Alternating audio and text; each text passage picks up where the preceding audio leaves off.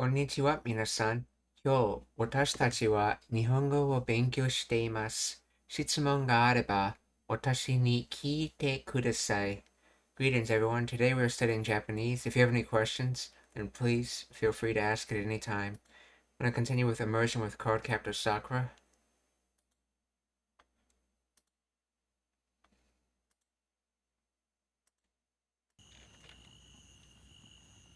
今日はお魚取ったりお料理したり楽しかったね。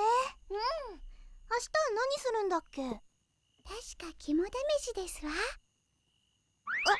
そうだった。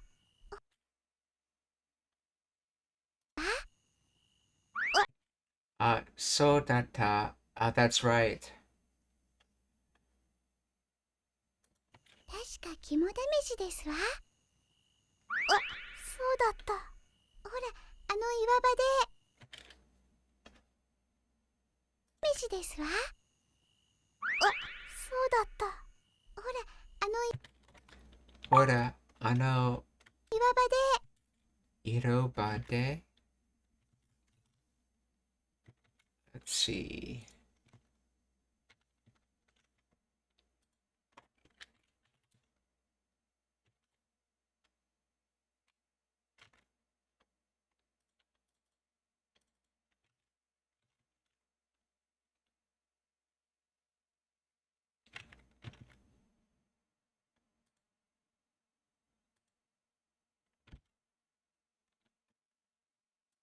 岩場 Let's see.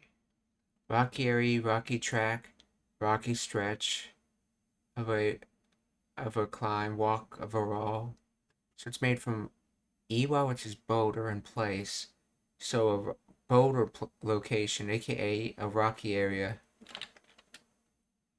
Hora, ano iwaba de. How? It's hora. Like, or in this case, it's probably like, hey. So hey, how about that rocky area? This is the location there. So hora, ano iwaba de. 確か肝試しですわ。そうだった。ほら、岩場で。岩場ってビーチから見える？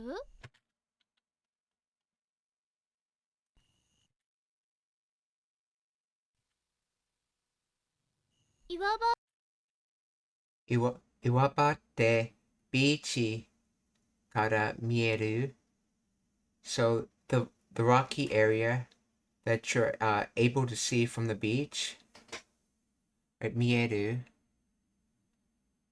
No, mieru is an official standalone word. That's right. But it can also be a conjugation. Let's see.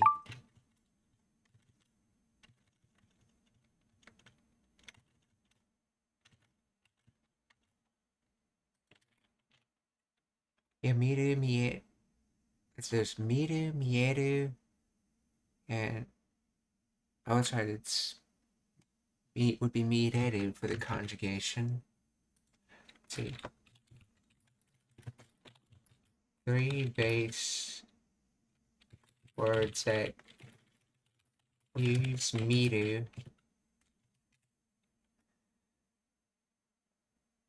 Miru, miseru, and mieru, that's what it was. So this is the to be visible, mieru. Okay, so there's miru to see, mieru to be visible, and then there's miseru to show.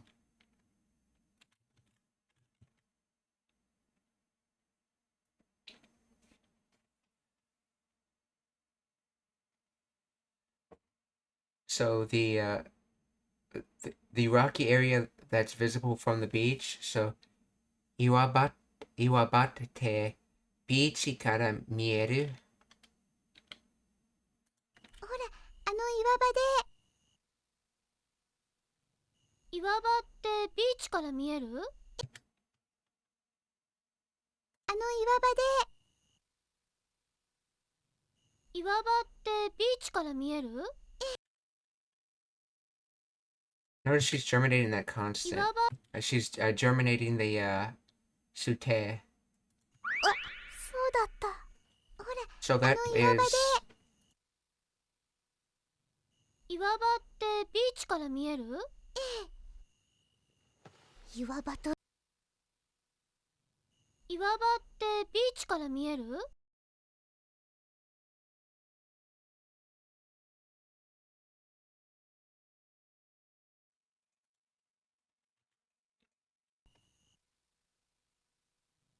岩 岩場ってビーチから見える。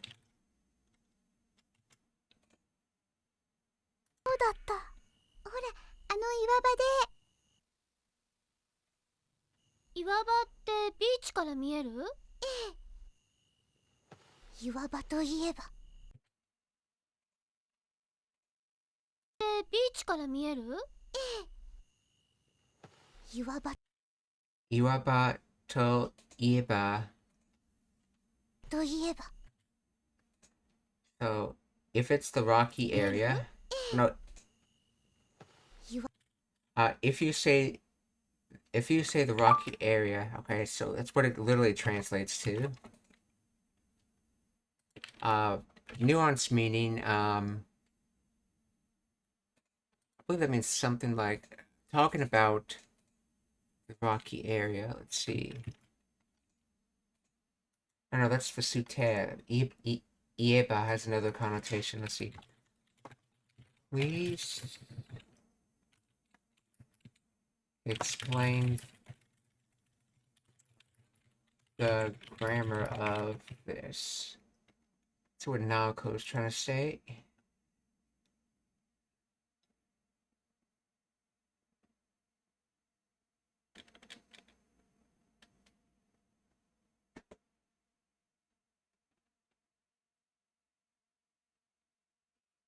If you say X, literal meaning, okay, functions, it is used to introduce a topic or an association idea that immediately comes to mind when the listener speaker mentions X. It's in those a mental association nuance. The phrase often implies the speaker is about to share a specific memory, opinion, or fact strongly linked to the keyword. The ellipsis at the end okay, of your example suggests the speaker is pausing to recall a specific association or is about to reveal something significant, perhaps dramatic event or specific memory involving the. Okay. So now that you mentioned the rocky place, okay, so yeah, that was the inherent meaning. Unlike the sute, which you use when you're just talking about a place, the fact that they used ieba, so if you say this, implies that the previous conversation triggered a memory in them, and they're now responding to that triggered memory. So since they was talking about the rocky area, it triggered a memory in them, and now they're going to talk about that memory. That's why they say it in this way. So, Iwaba to ie...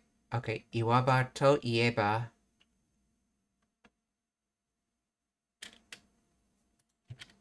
Iwaba ってビーチから見える？ええ。岩場といえば。Oh, yeah, that's right.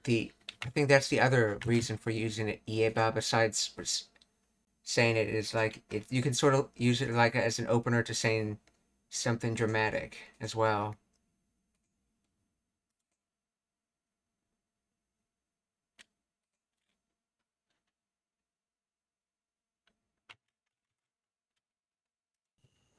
Iwaba といえば。こんな話知ってる？みんな。こんな話。こんな話してるみんな. So, see, that kind of story, do you know, everyone?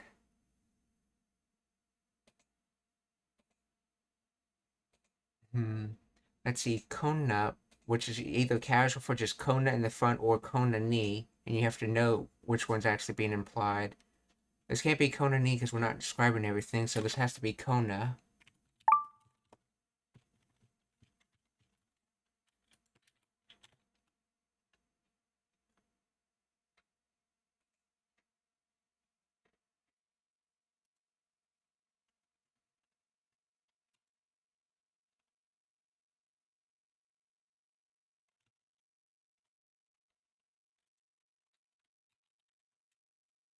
Why does this phrase use Kona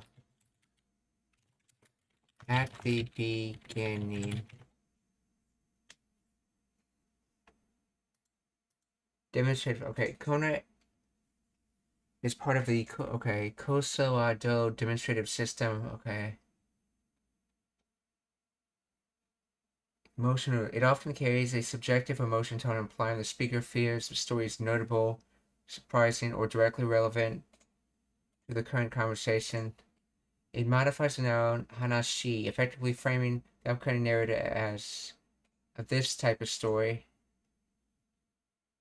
The speaker is about Cheryl was referring to.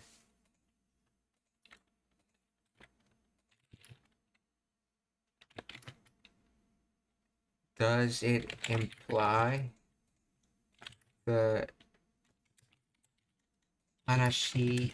Let's see. The hanashi is more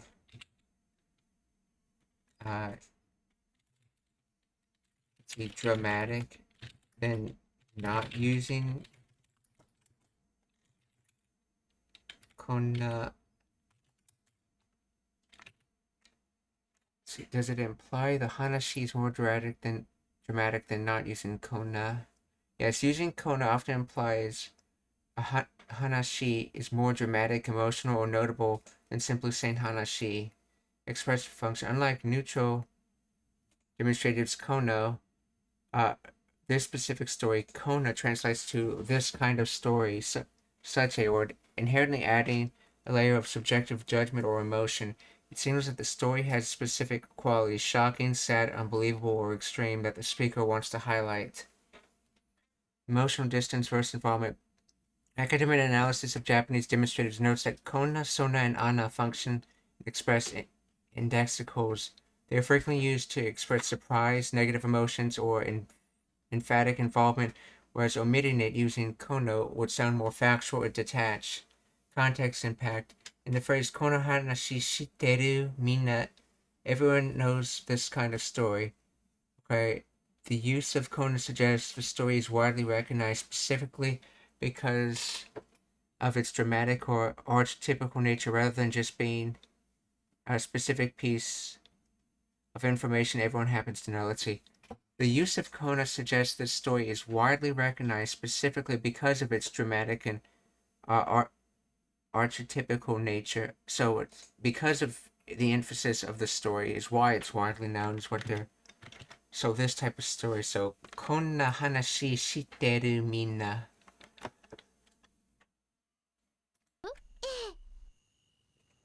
岩場といえばこんな話知ってる？みんななんか張り切っちゃってるね。知ってる？みんななんかなんか張り切っちゃ張り切っちゃってるね。なんか張り切っちゃってるね。So it's pull and cut, and then end up.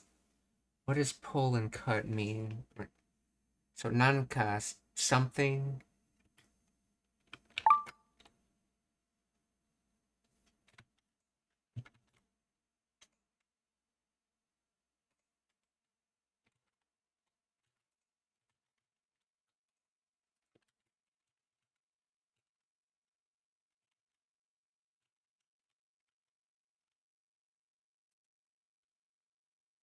Arikiru, to begin in high spirits, to be full of vigor, to be enthusiastic, to be eager, to stretch to the breaking point. So cut and to stretch, it somehow means to be in high spirits or full of vigor.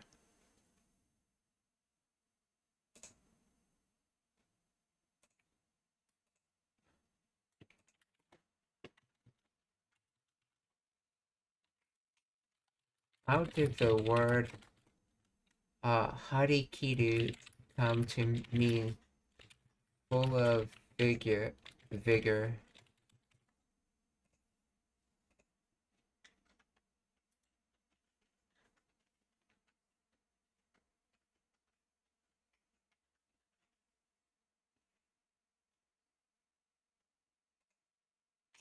From haru meaning to stretch and or to be enthusiastic, and then kiru meaning to cut or to perform decisively. According to etymological sources, the literal sense involved in stretching something to the full or to the breaking point. Over time, this physical concept of tension and maximum extension evolved into a metaphor for a person who is in high spirits or full of vigor. So the kiru is like to the breaking point. So stretch to the breaking point, or in other words, in very high spirits, okay? See, the suffix kiru adds a nuance of performing an action with decisive energy, resulting in the modern definition of being eager or vigorous in one's effort. Nanka hari kikchatte teru ne. Nanka hari kikchatte ne. So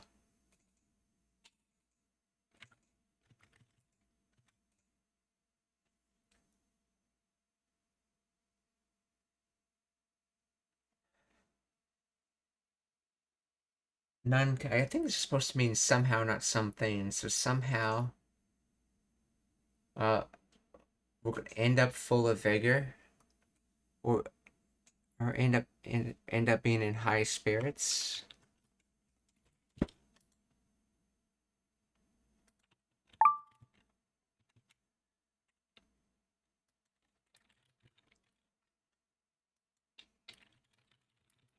Please explain the grammar of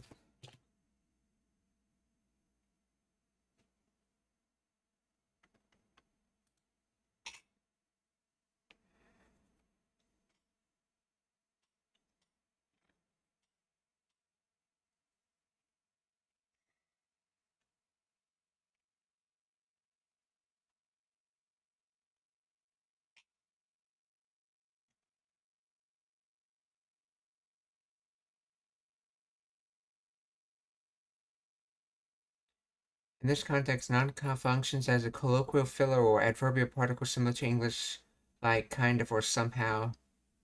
Vagueness.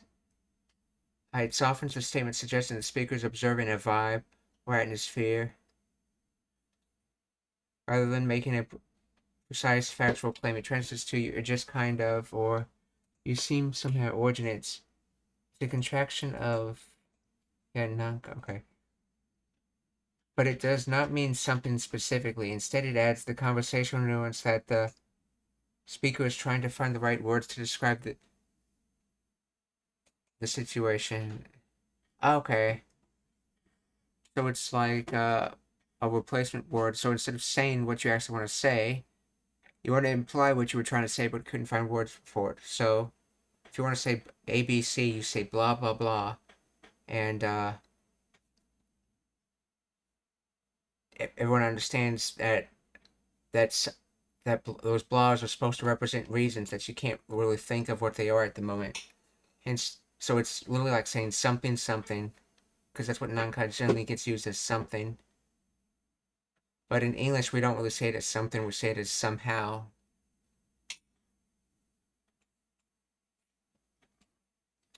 Hari kiru. To be in the full of z. Okay, so chatteru. Start with the te from hari chatte. Add the auxiliary verb shimaru. Yeah, hari. Hari. Is it? Oh, hari kiru, yeah. 張り切ってしまっている。Okay. 張り切っちゃった。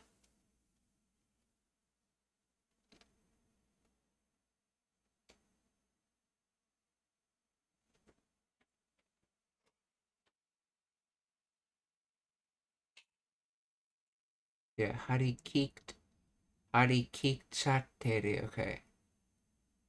When used with positive verbs like to be enthusiastic, chow often implies the amount is excessive, unexpected, or slightly problematic. It suggests the person is so enthusiastic that it stands out, perhaps unnecessarily, or that the speaker finds the level of energy surprising or slightly overwhelming.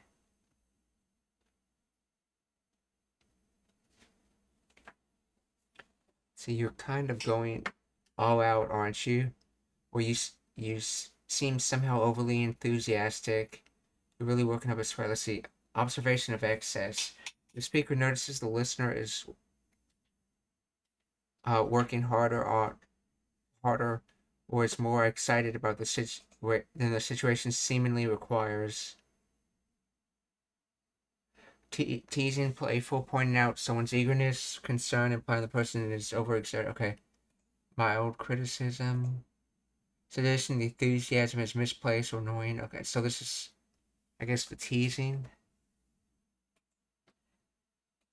The use of nanka and the contracted chatteru marks this at very informal speech used among friends or peers.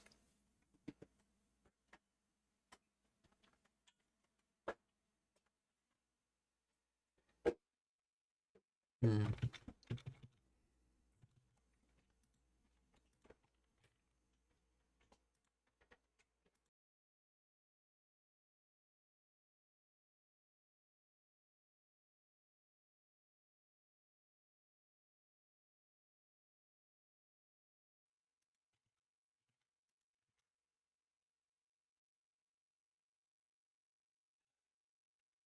Let's see. The English translation, you seem to be really fired up, don't you? You seem really excited, don't you?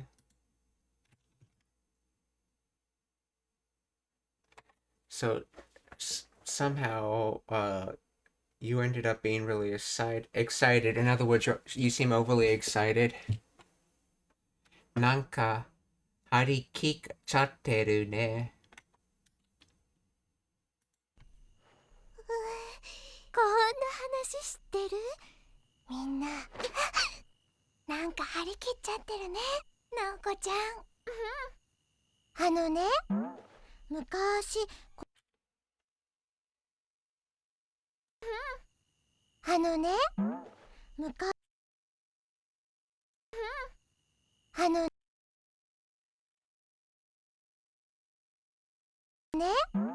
昔みんななんか張り切っちゃってるね、なおこちゃん。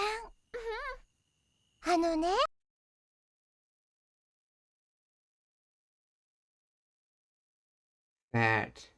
Oh, I think she's trying to say as for that.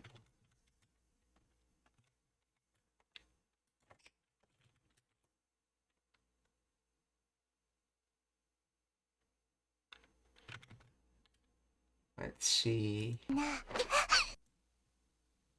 岩場ってビーチから見える？ええ。岩場といえば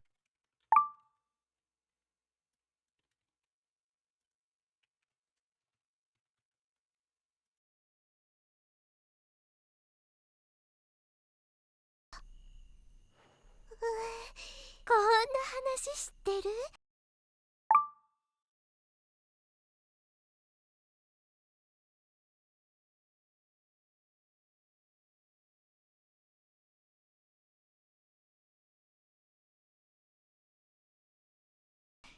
みんななんか張り切っちゃってるね、なおこちゃん。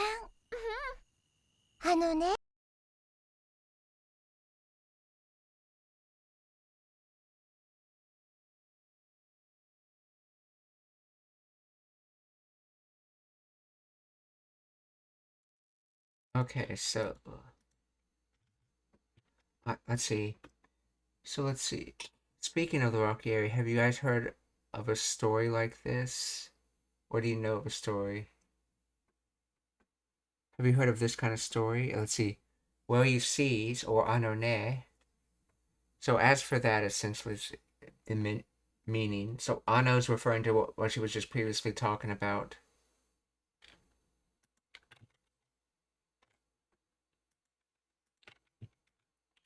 Anone. 張り切っちゃってるね、なおこちゃん。昔ここに私たちと同じくらいの小学生たちがリンコちゃん。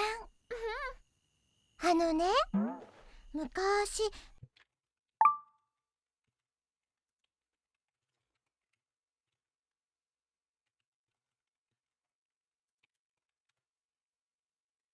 昔ここに私たちと同じ、let's くらい。Yeah, 同じくらい。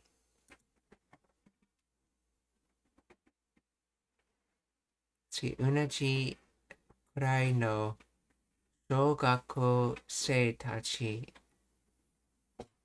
let's see. 小学生たち。So a long time ago, here, wait, with we, approximately the same elementary school.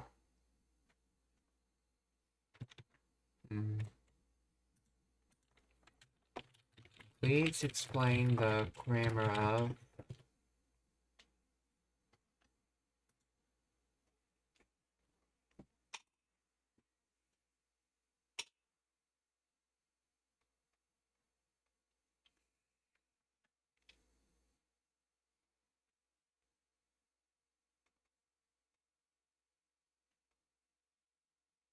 Ukashi functions as a temporal noun meaning long ago or in the past time frame. Koko ni combines with demonstrative noun here with particle ni, which makes the specific location or existence of the action. Let's see. The core subject, Chogako Seitachi. Shogaku, Seitachi, meaning elementary school students. Oh, that's right. Shogako is just elementary school. If you actually want to say students, you put it say in there. Yeah, it's the same say as in Seito Tachi or Seito. So Shogako Seitachi.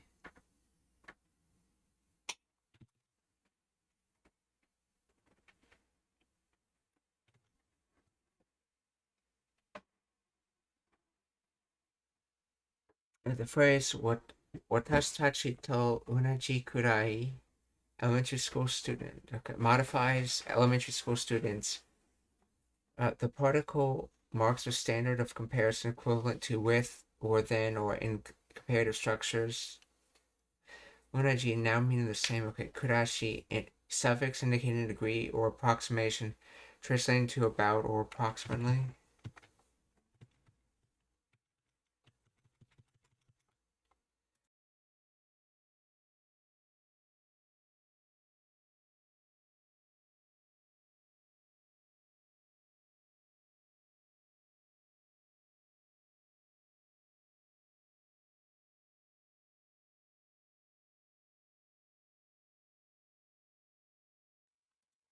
Okay,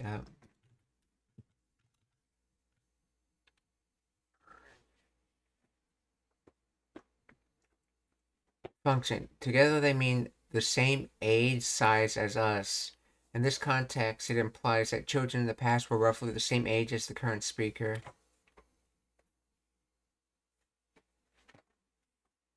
So, the particle marks the standard of comparison equivalent to with. Okay. So we're comparing to watashi tachi, so comparing to us. Unaji same.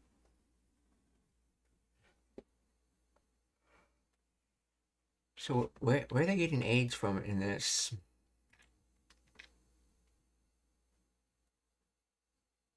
Is it just understood because what else would you mean when comparing to a person? Where does same age slash size come from from?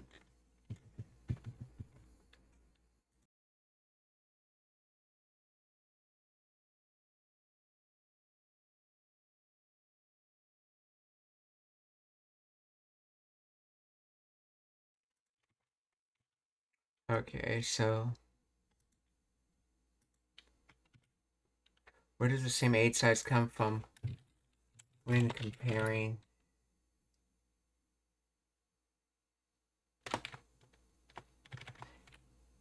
in this sentence? Is it because the comparison is being done with watashi?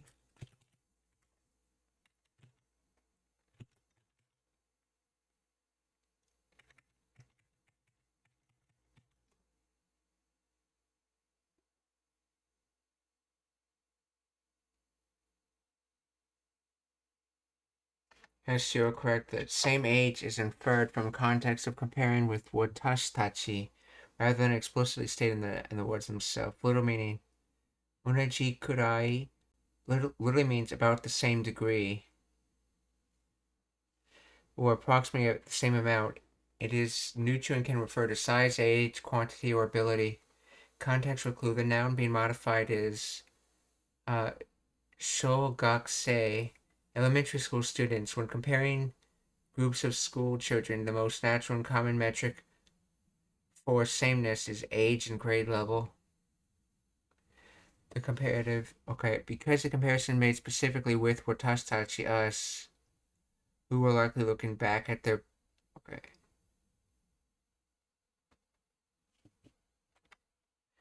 If the speaker intended to compare size, height, or physical build, the context would usually make that clear. If they were talking about clothes or physical strength, usually, strength, okay. Without such specific context, same age as us is a standard interpretation.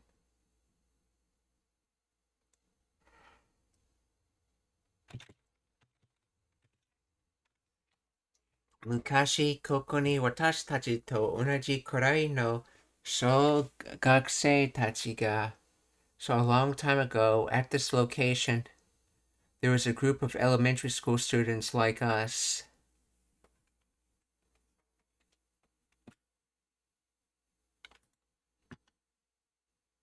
ね、なおこちゃん。昔ここに私たちと同じくらいの小学生たちが臨海学校に来てたんだって。臨海学校に来てたんだって。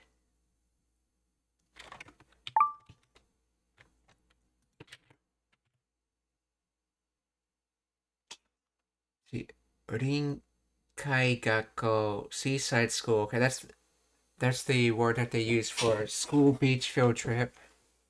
It means gakko, school, in rinkai, which is by the sea. So school by the sea, or in other words, school, sea or ocean field trip. Yeah, coastal, seaside, oceanfront, maritime. Rinkai comes from to look, okay, look to, face, meet, and ocean. Meeting the ocean, in other words, seaside. So, 臨海学校に来てたんだって。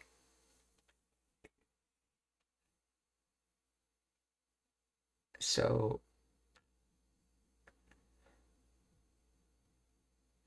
and then the sute is basically quoting from where she heard the story from without actually specifying it.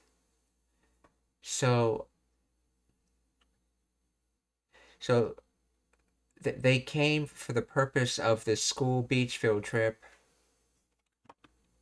So, 臨海学校に来てたんだって。ここに私たちと同じくらいの小学生たちが臨海学校に来てたんだって。1日目は海で泳いだり地引き網を引いたりして、海で泳いだり臨海学校に来てたんだって。1日目は海で泳いだり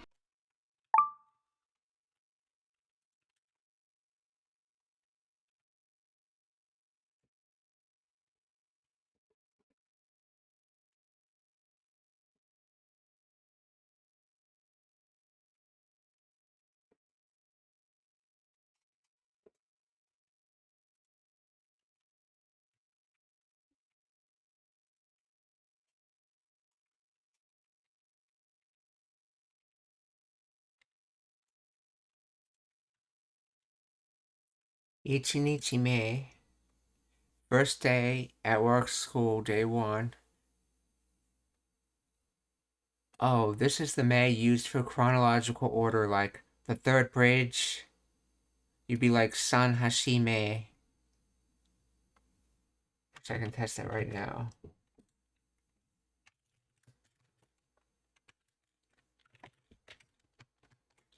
San Hashime.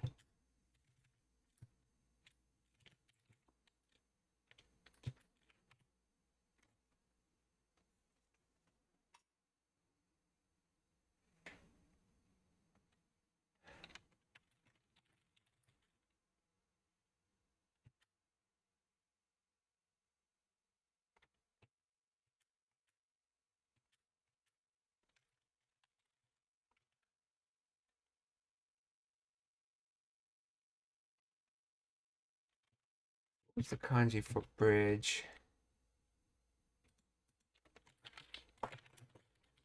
Hashi. Yes, I thought it was that one. I was the translator having trouble with it.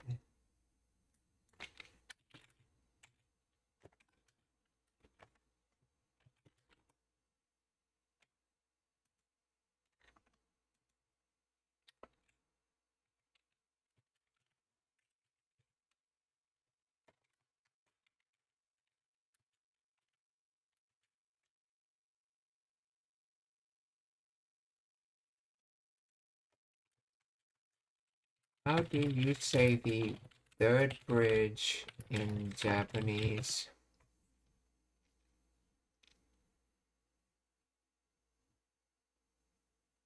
Oh, Sanbanme no Hashi.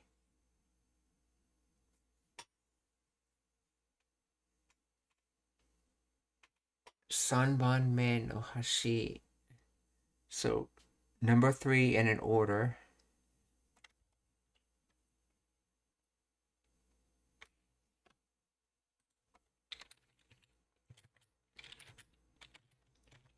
What happens if you don't include a bond?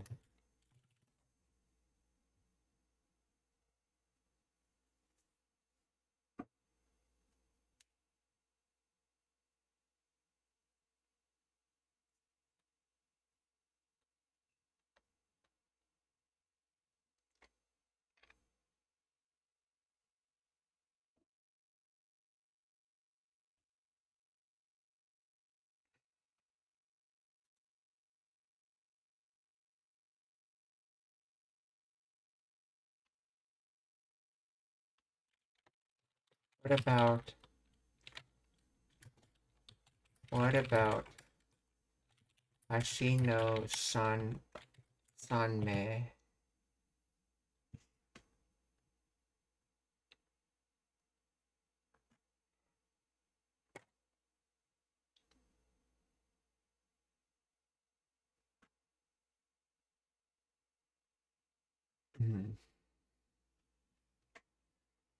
Basically, the word hashi is a noun, not a counter.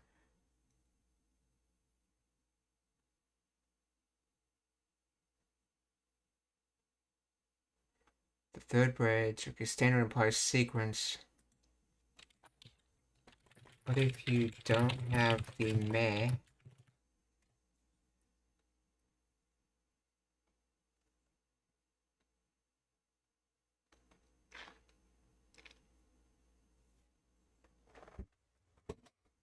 Bridge number 3, label identifier. Ashino Sanba Me means the third bridge in a sequence 1, 2, 3. It emphasizes order rank. Ashino Sanban means bridge number 3. It emphasizes the name or ID tag, similar to saying room 303 or player 9. It does not necessarily imply that there is a 1 or 2 immediately preceding it in a specific line. Okay, so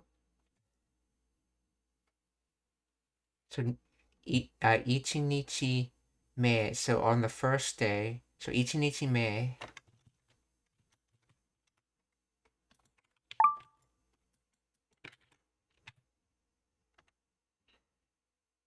It's umi de oyoi dari.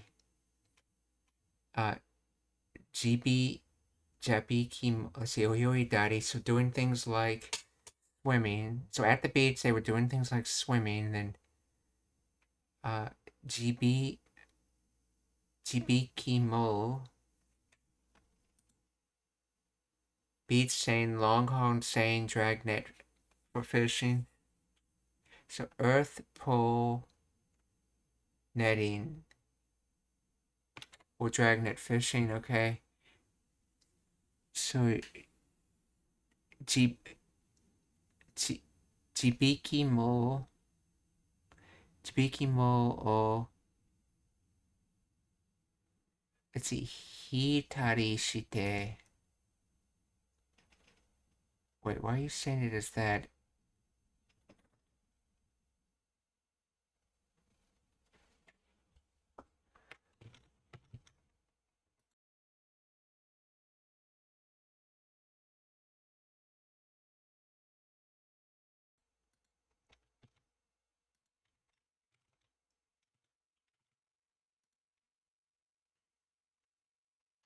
Okay.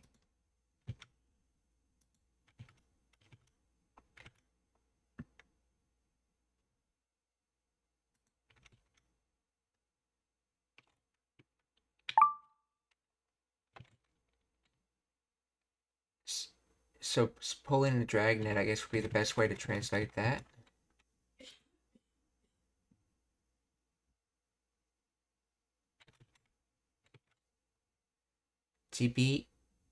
Jibiki ami.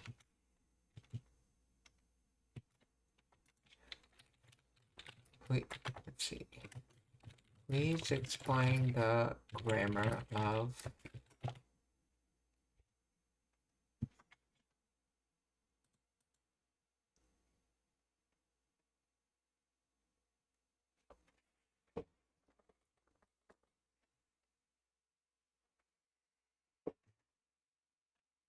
and Biki comes from Hiki with a Daku 10 added.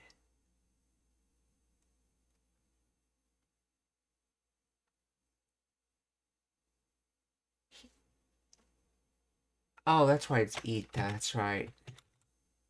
So Hiku conjugated into the Ta form, which is also used for Tari form, is Hiku is Hita. So Tari form is Hitari. So on the first day at the beach, they were doing things like swimming and pulling a drag net. So ichinichi me wa umi de oyoidari. Now notice it's oyoidari because it's oyogu conjugates its past tense is oyoida. So and the tari form is based off of the ta conjugation, so or the past tense conjugation. So instead of being oyoi tari, it's oyoi dari. So ichinichi me wa umi de oyoi dari. Chibiki mo wo hitari shite. So on the first day, they were doing at the beach. They were doing things like swimming and pulling a dragnet.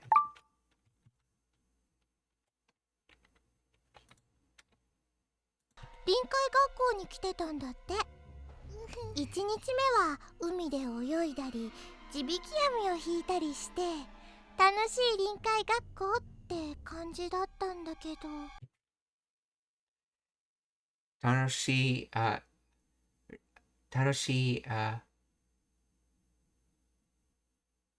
臨海学校って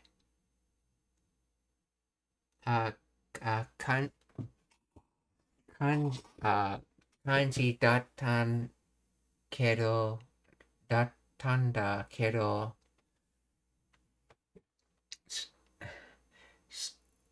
so as for the fun school beach trip,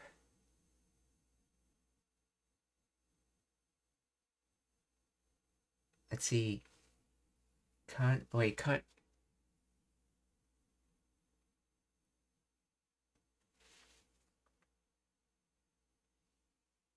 Let's see. Kanjiru is to feel, I thought. So kanjiru, kanji dot.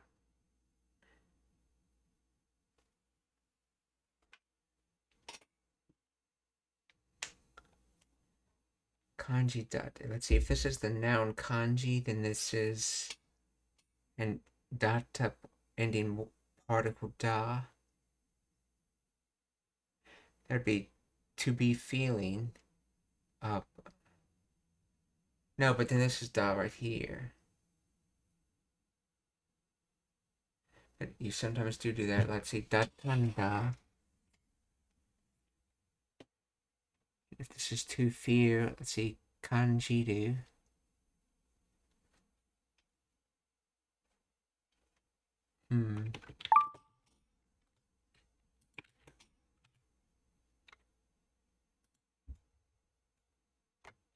Feeling, sensation, impression. So it was that it felt. So fun school ocean trip, it felt.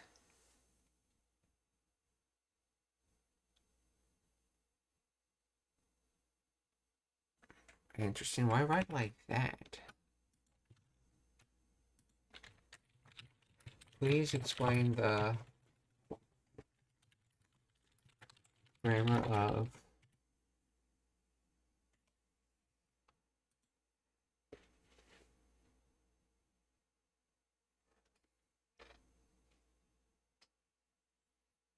see. Roughly translates to it was like a fun seaside school. Okay, like a fun ocean field trip, but I'd say it felt like a fun ocean field trip, but the speaker is characterizing the past event or situation as resembling a fun school beach field trip, a common school trip in Japan involving swimming and beach activities. Okay, the sentence ends with a conjunction that suggests follow comment, contradiction, or explanation is coming.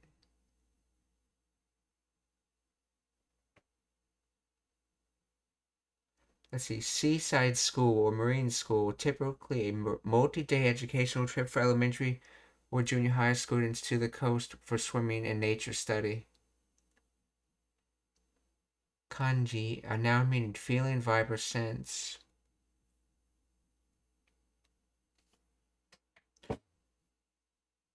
Let's see. Da kiddo, sentence and instruction combine an explanation, normalization, and a soft conjunction.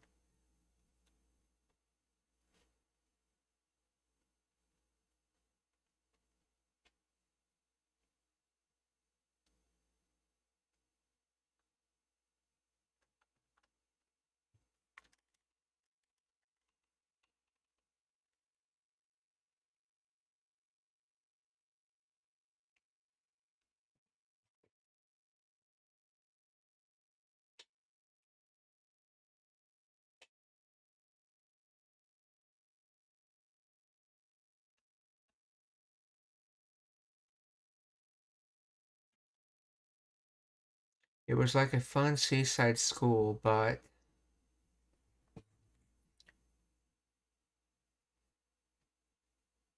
so as for a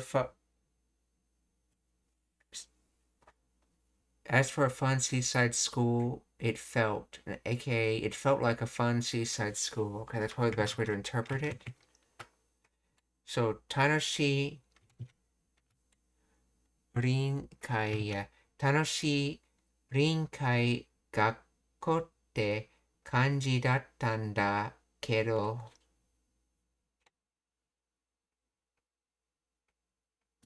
して楽しい臨海学校って感じだったんだけど、次の日の夜肝試し大会があったの。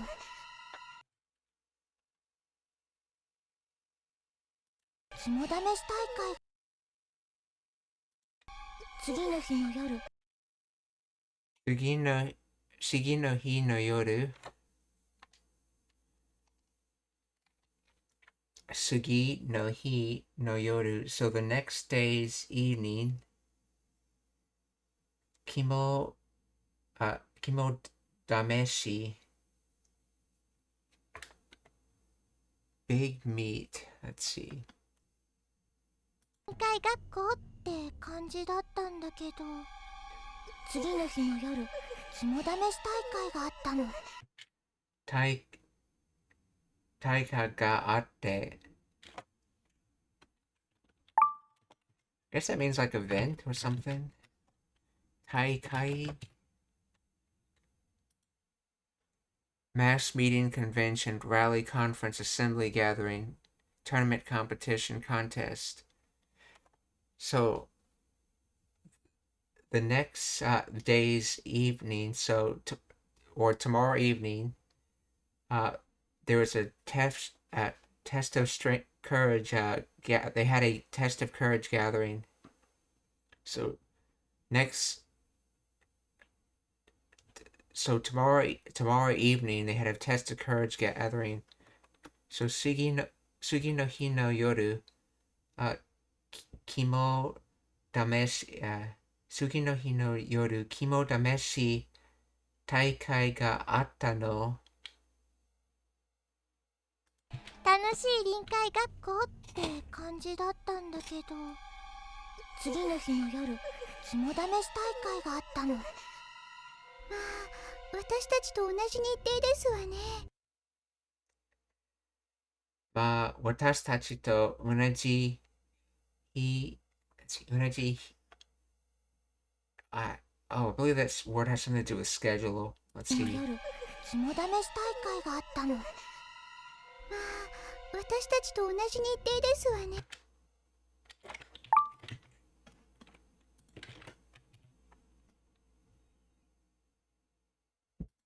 Oh, Nite. Okay, so schedule, program, agenda.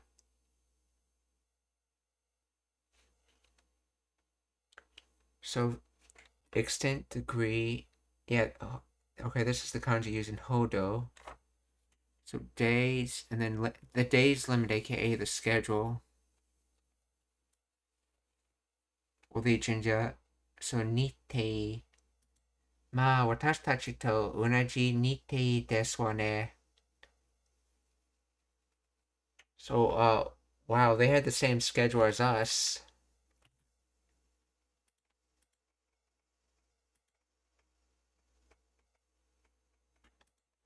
まあ私たちと同じ日程ですわね。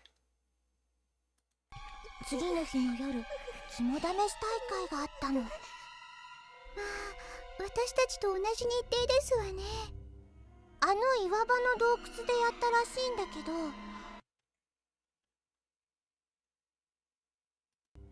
あの岩場の洞窟でやったらしいんだけど、岩場の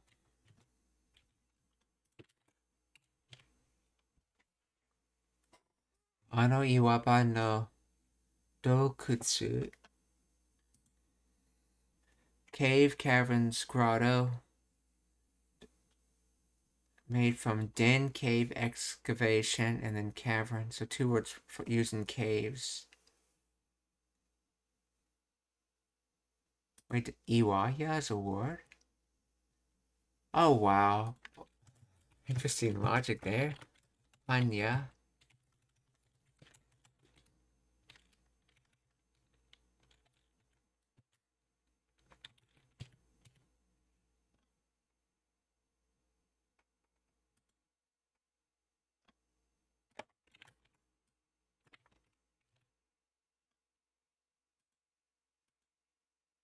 Yeah, Panya Bakery. So a bread store is a bakery. So a Iwa. A rock. A boulder store is a cave. It's literally being called like a boulder store.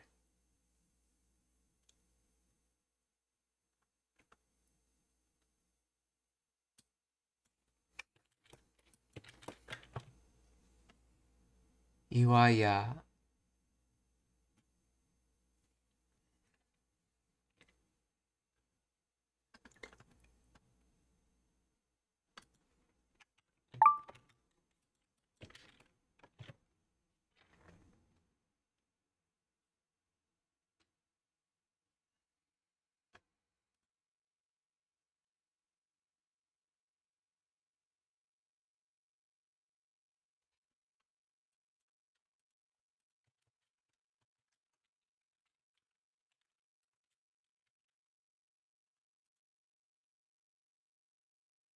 Iwaya and Dokutsu.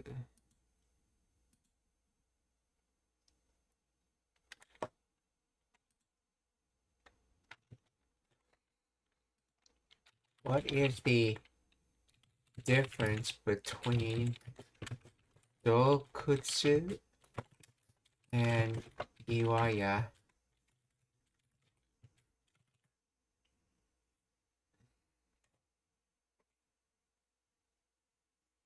Dokutsu refers to a large, deep natural cavity or cavern found by a long-term geological process like erosion or dissolution, often featuring complex internal structures, stalactites, and significant depth. In contrast, Iwaya denotes a smaller, shallow rock hollow or niche typically found on cliff faces or coast, which historically held cultural or spiritual significance as a sacred site, shrine, or shelter in Japanese mythology,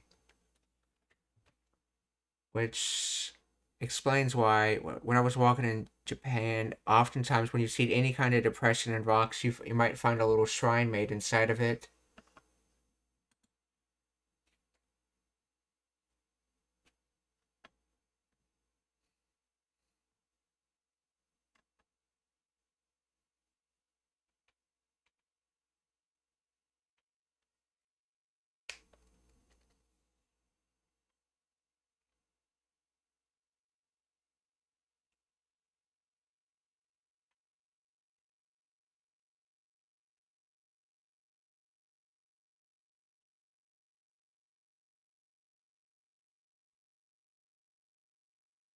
UIS. So it's basically sort of like a cave depression in the sidewall, Dokutsu, while the Dokutsu's an actual like extravagant cave, like Mammoth Cave.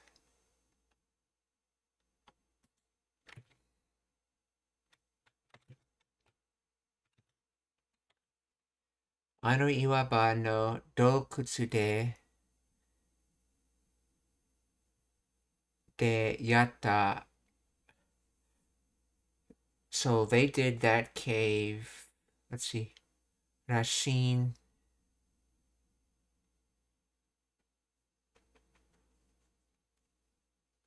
Rashin da kid. Oh, they did something like that cave.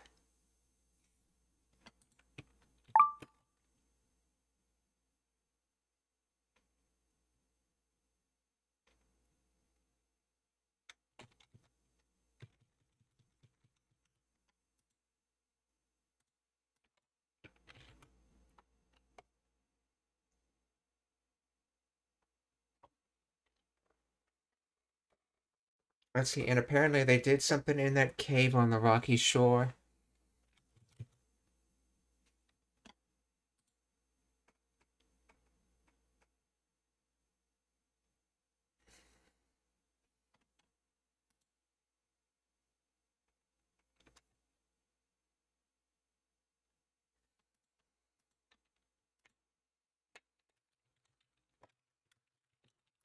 Please explain the grammar of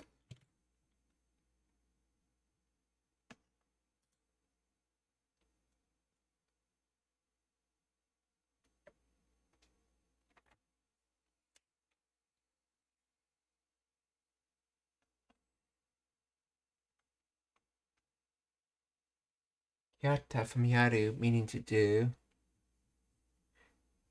Okay, in casual speak, yaru is often used as a generic verb to do or perform something carrying a slightly rough or masculine tone or implying.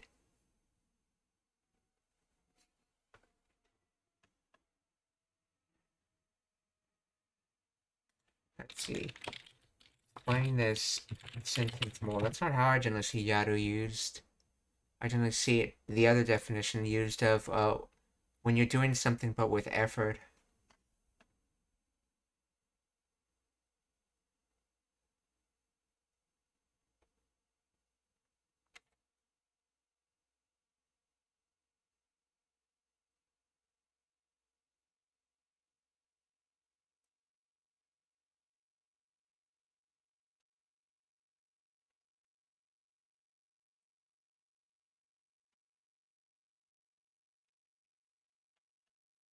Speaker likely heard from someone else, was inferring it from clues, okay, rather than seeing.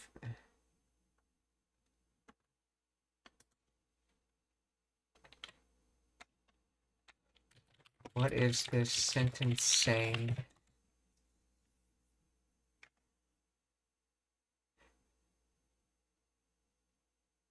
I heard that they did it in that cave, but... Okay, referring to the test of courage. So essentially, to do or do action at the location of the cave, since we have the location marker de here. So, ano iwa ya, no iwa yeah, ano iwa ja ba yeah iwa ba, ano iwa ba no, ano iwa ba no dokutsu, ano iwa ba no dokutsu de yat yatarashin da kedo. So I heard they did it at that cave, but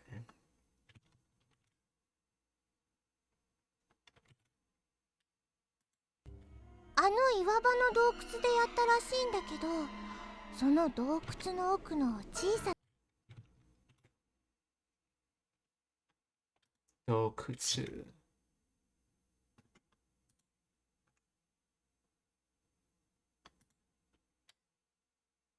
でやったらしいんだけど、その洞窟の奥の小さな泉に橋がかかってて、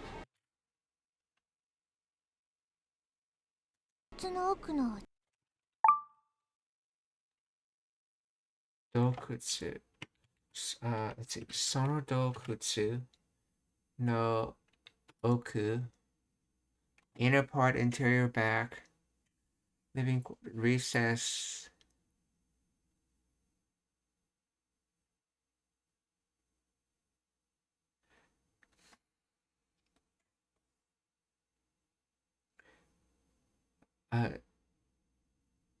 Sono dokutsu no oku no chisa. So chisana. So small izumi. Isn't that a... Oh, it's spring fountain. So oku. So that... And that cave's back. Small spring. So at the location of that cave, that cave's back, small spring, and then hashi ga kakatete, what? Kakatete, to span, to bridge.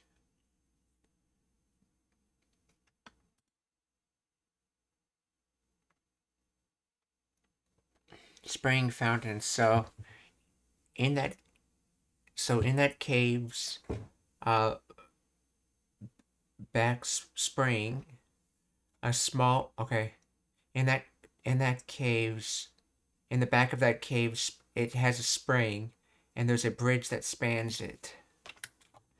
So, sonodokutsu no oku no chisana izumi, sonodokutsu no oku no chisana izumi ni hashi ga kakatte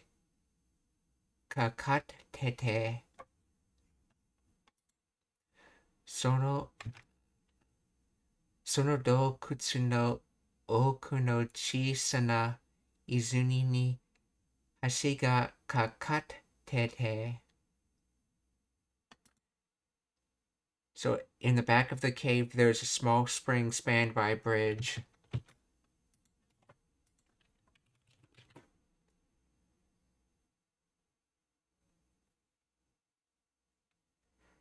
Let's see, and there was a bridge leading to a small spring deep inside the cave.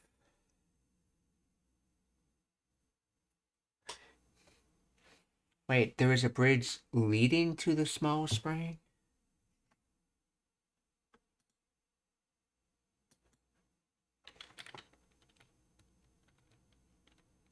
What is being said with this? Is there a bridge in the back of the... There's a bridge deep inside the cave that spans a small... It spans a...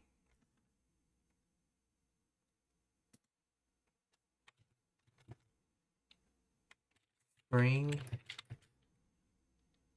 or does the bridge lead to the spring? Okay, it describes a bridge that is located deep inside a cave and spans across a small spring or pond. In Japanese, okay. Remember the particle ni combined with kakattete from kakeru, meaning to span, to bridge, indicates the object being bridged. Therefore, the bridge physically crosses over the spring. It does not merely lead to it. It connects the areas on either side of the water feature. So, sonodokutsu no oku no, deep inside the cave. If you remember, Oku-san was one of the words for wife, but its other meaning is the inner part of whatever's being talked about, like square no oak, or the inner part of a desk.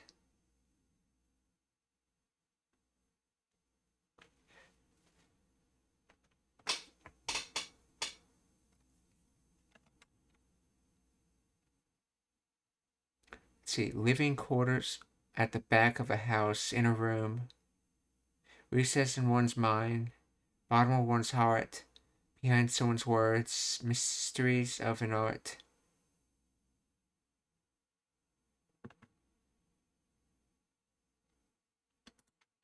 So, deep inside the cave, there's a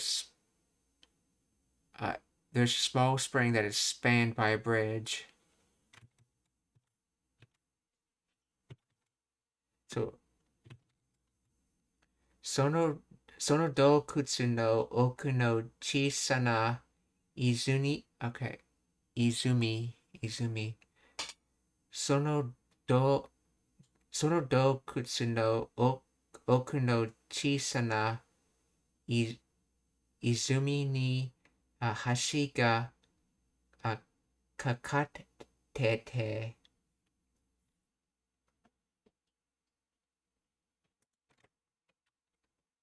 岩場の洞窟でやったらしいんだけど、その洞窟の奥の小さな泉に橋がかかってて、その橋は泉の真ん中の祠につながってるの。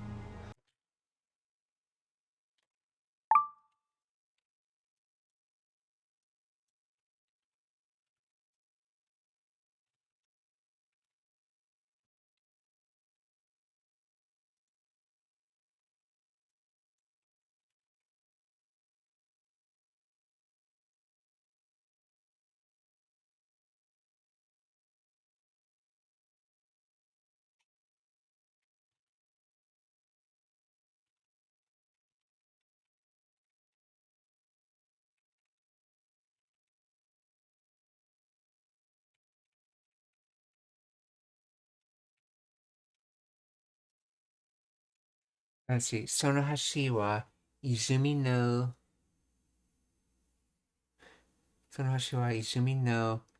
真ん中の祠につながってるの。So その橋、that bridge, okay, 泉の真ん中 middle center, middle point. I don't know, where does the man come from? Probably from no, the end part at least.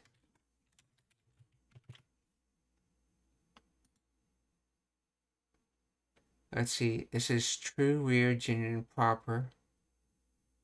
So true plus in the middle of is center.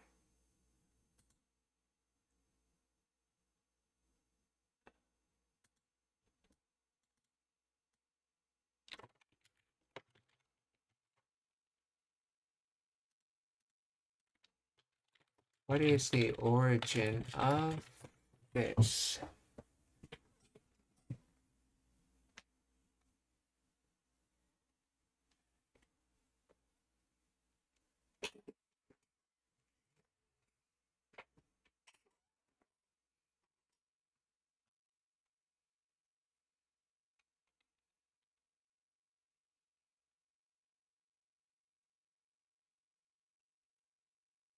Manaka is etymologically derived from man, meaning true, real, exactly, combined with naka, meaning central middle. While the specific historical evolution is not recorded, the combination of these characters has been used for centuries to denote the concept of the central position.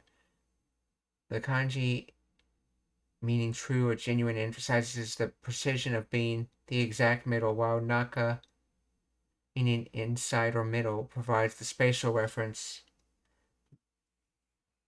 So Manaka to function as a noun referring to the point or position equidistant from the edges of the extreme of something, applicable to both physical locations and abstract concepts. So in other words, the true center, or the Manaka.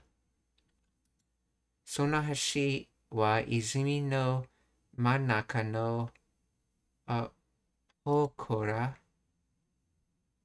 small wayside shrine. Hokora is a miniature Shinto shrine either found on the precincts of a larger shrine or dedicated to folk kami or on a street side, enshrining kami not under the jurisdiction of any large shrine. Dosojin, minor kami protecting travelers from evil spirits, can for example be enshrined in Hokora. So it's what they refer to as those small shrines you see when you travel across Japan.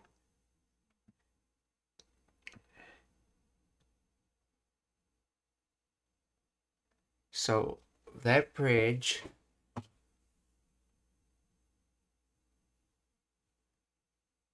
let's see, in the middle, in the stream's middle shrine, I assume they mean on the bridge, because how can you have a shrine in the water, I guess. Let's see.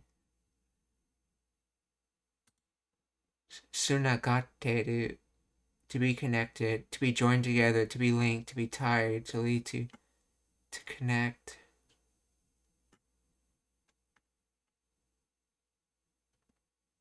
To be related by blood.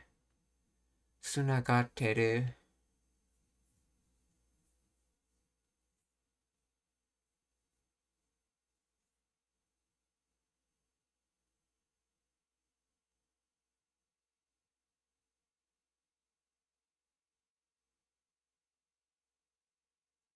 Tsunagaru, to be connected. To connect of a telephone call. So to connect to the bridge is connected to the river's center small shrine.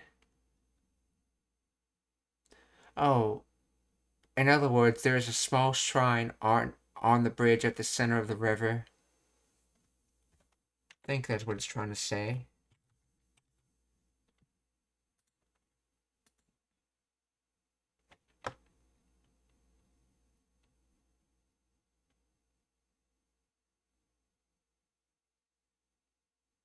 Wait, and there's a bridge over a small spring at the back of the cave, and that bridge leads to a shrine right in the middle of the spring.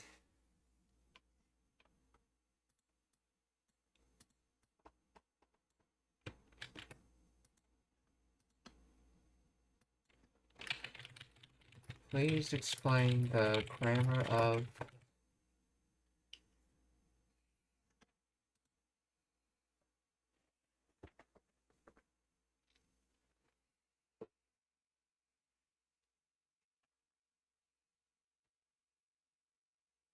the bridge is spanning across a small spring deep inside the cave, and the bridge connects to a shrine in the middle of the spring.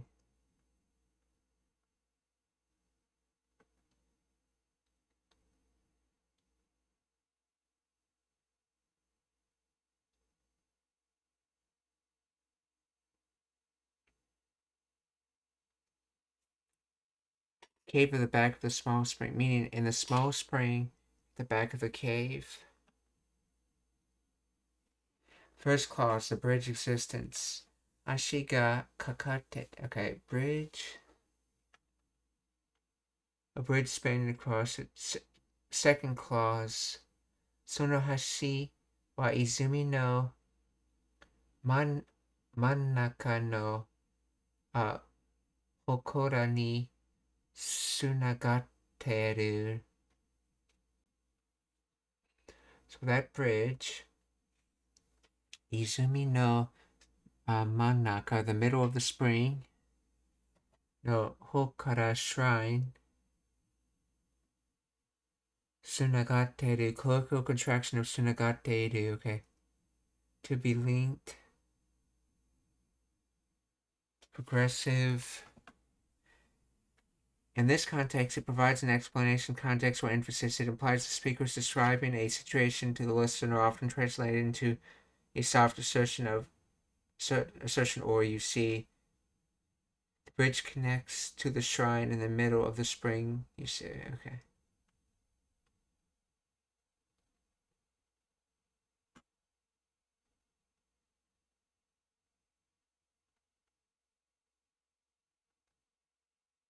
Little. In the cave's back, small spring, a bridge is spanning. That bridge to the spring's middle shrine is connected. Natural English. There's a bridge spanning across a small spring deep inside the cave, and that bridge leads to a shrine situated in the middle of the spring. Contextual nuance. The speaker is likely guidance when describing a scene in a story or explaining a map layout. The use of no adds a nuance here of, hey, here's the situation, or that's how it's set up. So, and that bridge leads to a shrine situated in the middle of the spring.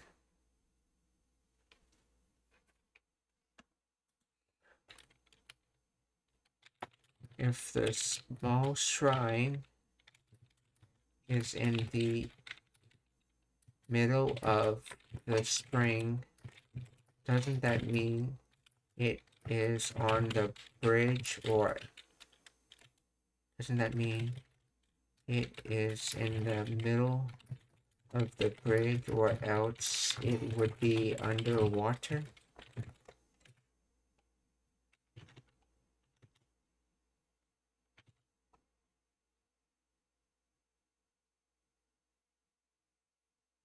Your intuition is correct. In the literal physical sense, a shrine cannot sit directly on the surface of a spring without being submerged or inaccessible. The sentence describes a specific spatial arrangement common in Japanese mythology, storytelling, or garden design. Here's a logical breakdown of how the scene works physically and culturally. The island concept, Nakajima, in Japanese garden architecture and folklore, bodies of water, ponds, springs, lakes often feature a small island, Nakajima, in the center.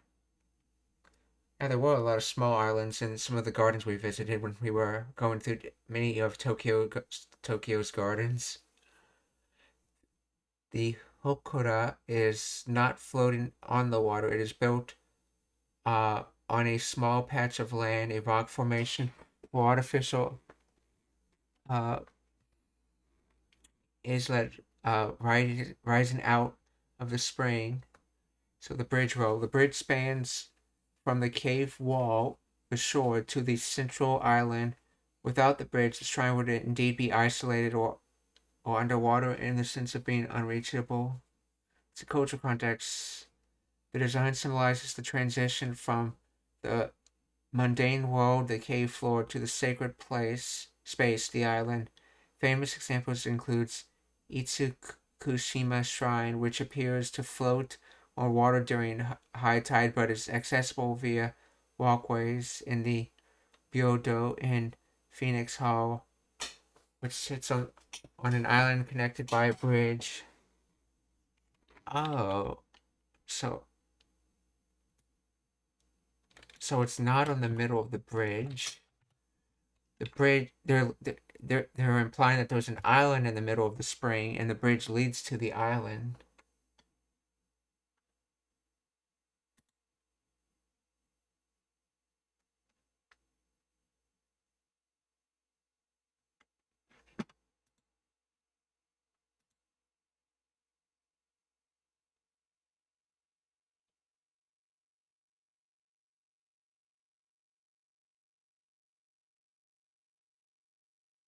Or maybe not even that. Maybe it could just be on pillars,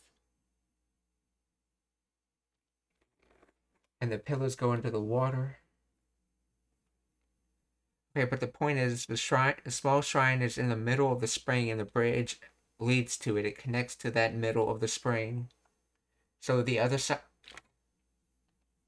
Okay, so one of the endpoints is the middle of the spring. Of the bridge is the end point of it's the middle of the spring. Okay. So, その橋は泉のその橋は泉の真ん中の祠につながってるの。So that bridge connects to the middle of the spring's shrine.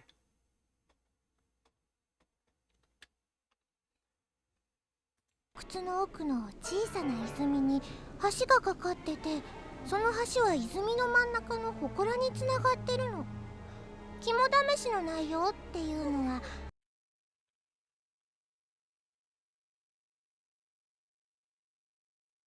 につながってるの。肝試しの内容っていうのは内容ってそう。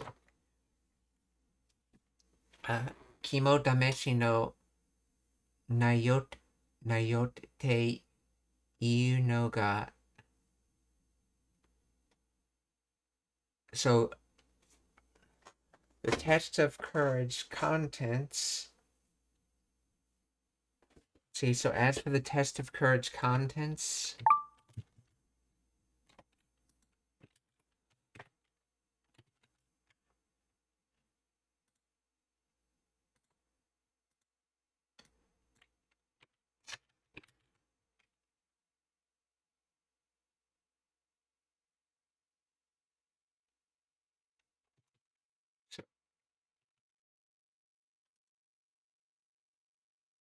So substance matter details.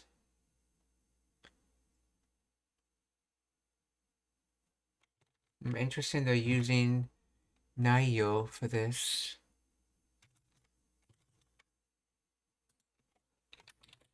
Why is Naiyo being used for instead of Koto or something?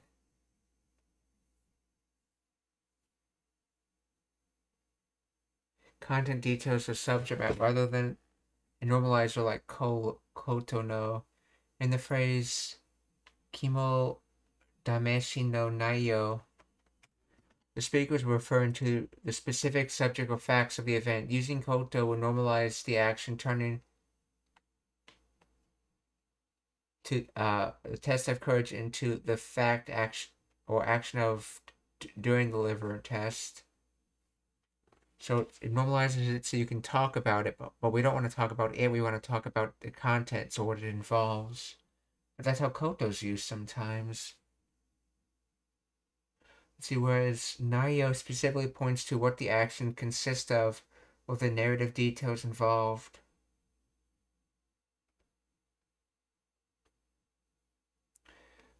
Naiyo refers to substance details or subject. Koto, okay.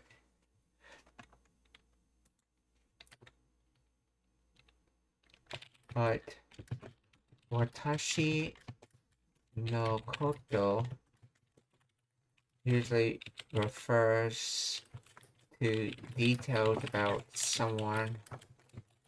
Why can't it be like that here?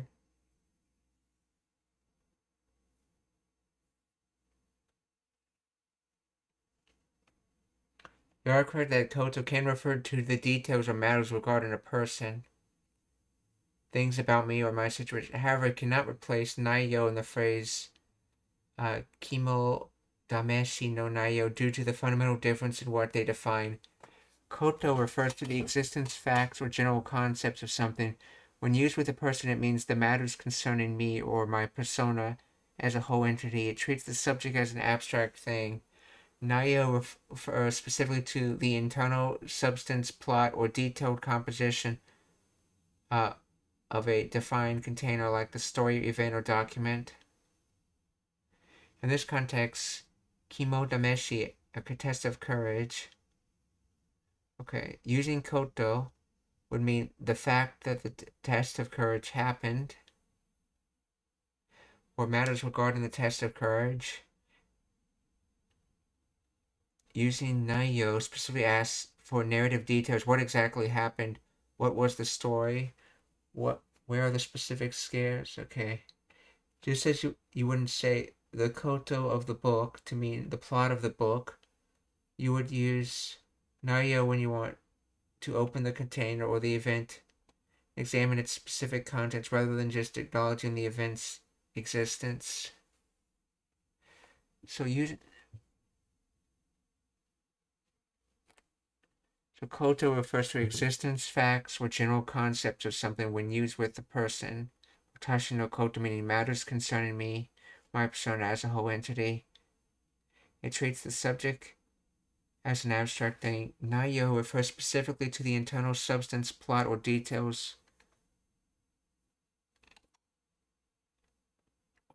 composition of a defined container like story event. So Koto gets used when you want to talk about the matters referring to something, and Naiyo when you want to talk about the details of that something. If I understand it correctly.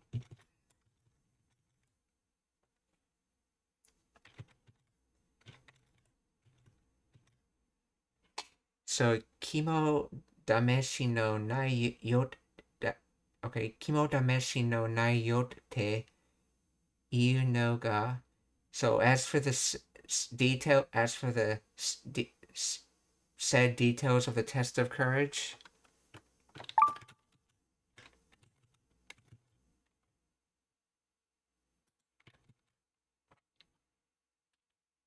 泉の真ん中の祠につながってるの。肝試しの内容っていうのは生徒が2人1組で祠まで行って肝試しの内容っていうのは生徒が2人1組で生徒が2人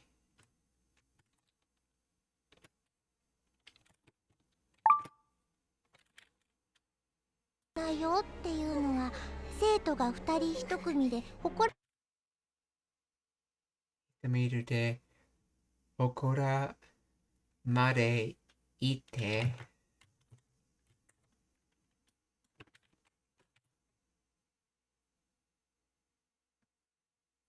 生徒が2人1組one class of students, one group of people, one set of items. Okay, so Kumi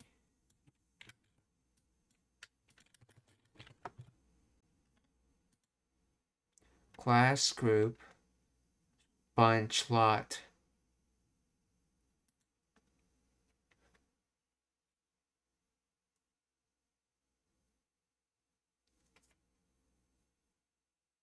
So one group of 2 people. I guess they did the test of courage as groups of 2. So seito ga futari hito kumi de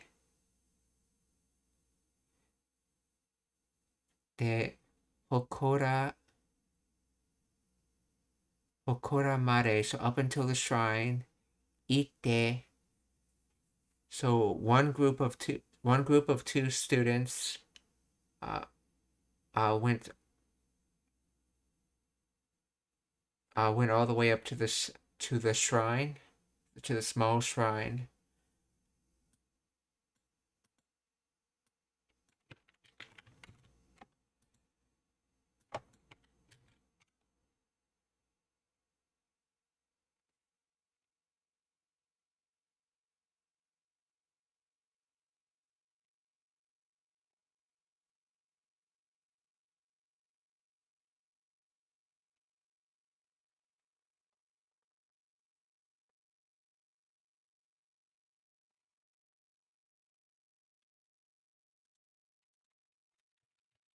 Please explain the grammar of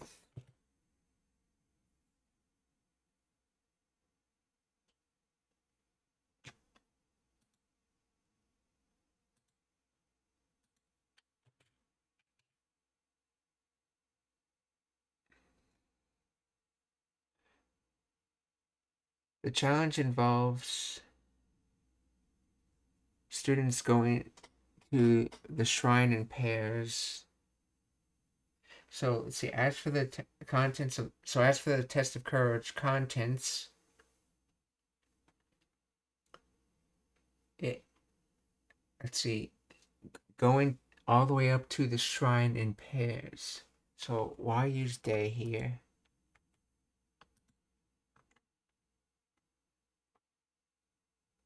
Grouping Hito. Let's see. Hito Kumi, okay. So X Hito Y Kumi specifies how people are divided.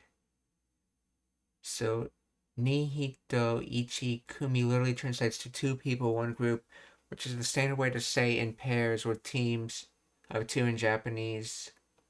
This is frequently used in school activities and games. So Mare. While ni marks the specific target destination, mare emphasizes the extent of the movement all the way to. In the context of Kimo Dameshi, it implies the students must travel the full distance to the shrine, often through dark or scary paths, highlighting the challenge of the events. So basically, in this case, it's implying it's a journey itself to get there. It's not just getting to the shrine, but you have to go all the way through that cave up to that shrine.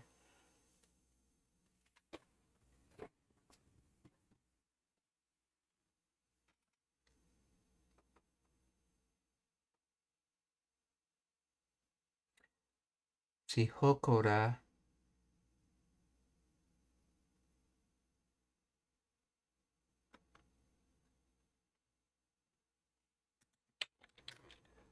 Oh, is the de and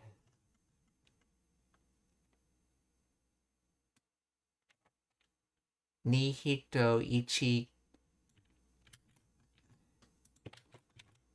ichikumi the method de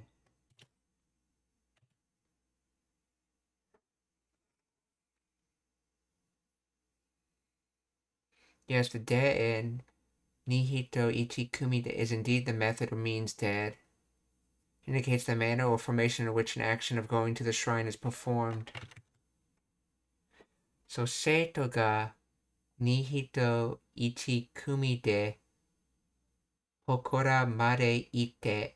So the students went up to the shrine in pairs of two, in groups of two. につながってるの。肝試しの内容っていうのは生徒が2人1組で祠まで行ってろうそくを置いてくるっていうものなんだけど、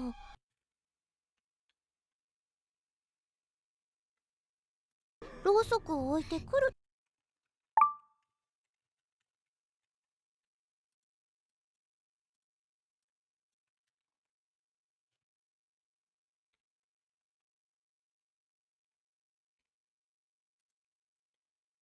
Rosoku candle made from wax and wax, okay. Rosoku let's see, oite kuru to place and come. So place a candle and come back. So oite kurut te iu mono nanda kedo.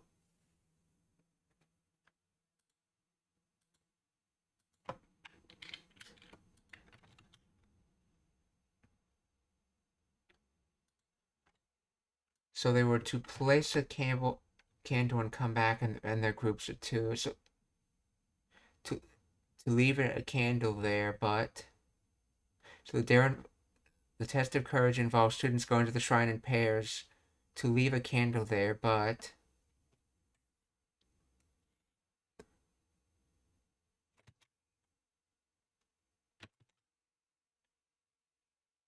Rosoku wo oite kurut te see if I understand it correctly.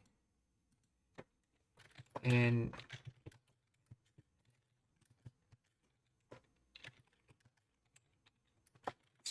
this kuru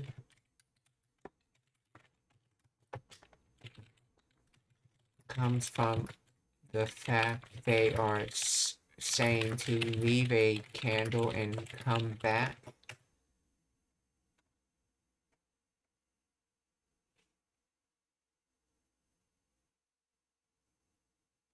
Instance of to do something and come back. Okay, yeah, so Rosoku wo oite kurut te iu mono nan dake nanda kedo. So Rosoku wo oite kurut te iu mono nanda kedo. So let's see. So they were to leave a candle and come back. And let's hear if she germinates this or not. I suspect. Well, let's see. There's a possibility she may not germinate this. Let's see. 生徒が2人1組で祠まで行ってろうそくを置いてくるっていうものなんだけど、生徒が2人1組で祠まで行ってろうそくを置いてくるっていうものなんだ。1組で祠まで行ってろうそくを置いてくるっていうものなんだけど、のは生徒が2人1組で祠まで行ってろうそくを置いてくるっていうものなんだけど。Yep, she didn't germinate it, she just did the pause. So kurute instead of kurut て。そう、ろうそくを置いてくるっていうものなんだけど、so the thing was that they had to leave the candle and come back, but 祠まで行ってろうそくを置いてくるっていうものなんだけど、そのうち一組が行ったっきりいつ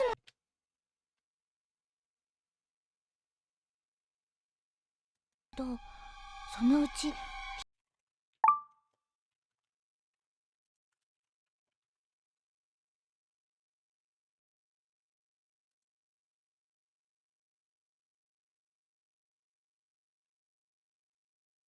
see, that's uchi. That's usually used in the middle of, so that middle, let's see, before long, before very long, soon, someday, one of these days, sooner or later, of the previously mentioned, okay, of that number, of, among them or among others. Oh, so probably among them. That's probably what this is supposed to mean. So sono uchi. So that middle, yeah, uchi. This uchi has to do with the innards, I believe. Inside, within. So among them. So within their group.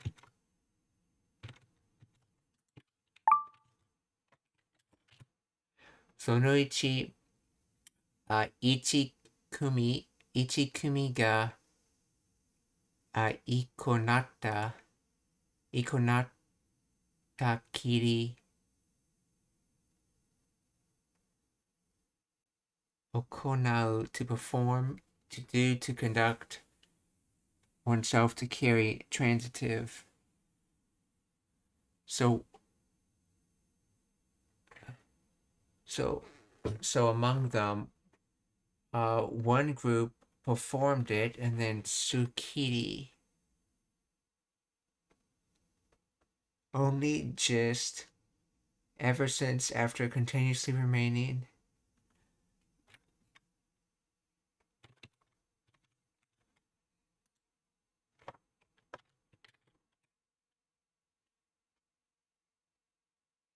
See, but one of the pairs never came back. So where did they get the never came back from?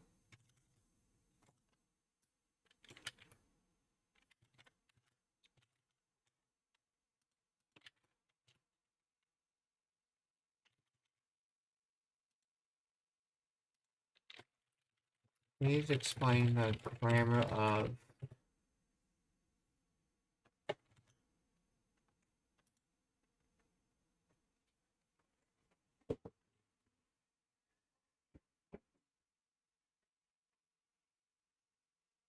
continuously remaining. Oh, maybe they're trying to say they continuously remain in the state of having gone. Since you never kuru'd, came back, you remain in the state of having gone. In other words, you didn't come back.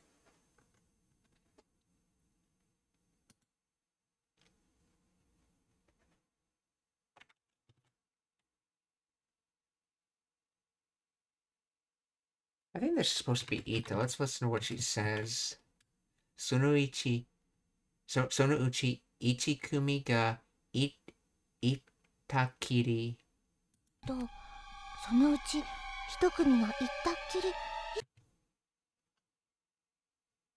そのうち一組が行ったっきりいつまでとそのうち一組が行ったっきりとそのうち一組が行ったっきりいつまでとそのうち一組が行ったっきり She's not germinating that consonant at all. She's just pausing there. So she's saying it's sono uchi ichi kumi ga itakiri, with just a little pause there, and instead of saying sono uchi, okay, sono uchi ichi kumi ga itakiri.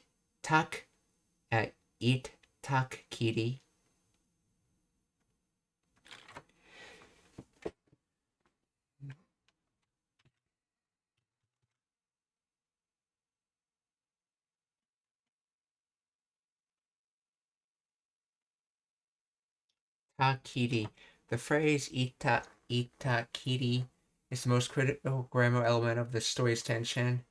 The sukiri, okay, since doing X, nothing has happened, or did X and never, it is almost always followed with a negative, let's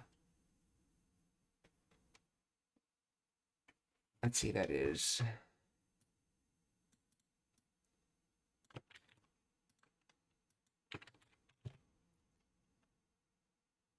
Modoru.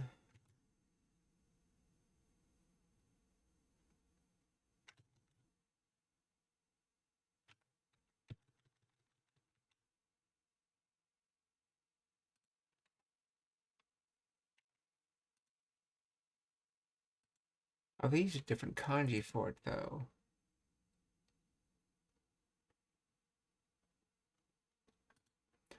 So modote nai, or haven't returned, or left unfinished, as in your sentence to imply that the expected return never occurred. By saying ita kiri, speaker implies one pair went and never came back. The sentence trails off to let the listener fill in the scary conclusion.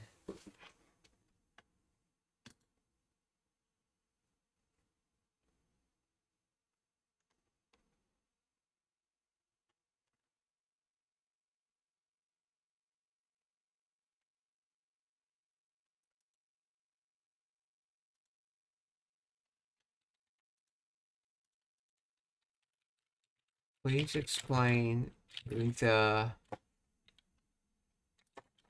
tsukiri more.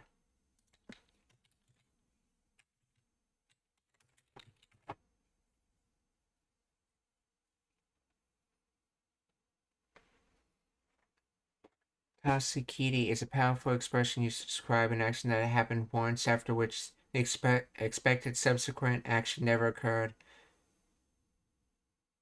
In your sentence, itakiri implies they went and never came back. Just did X, or since doing X. Actual meaning, it was almost always carries a negative nuance, implying that after the initial action, the situation remained unchanged, or the expected return reaction did not happen.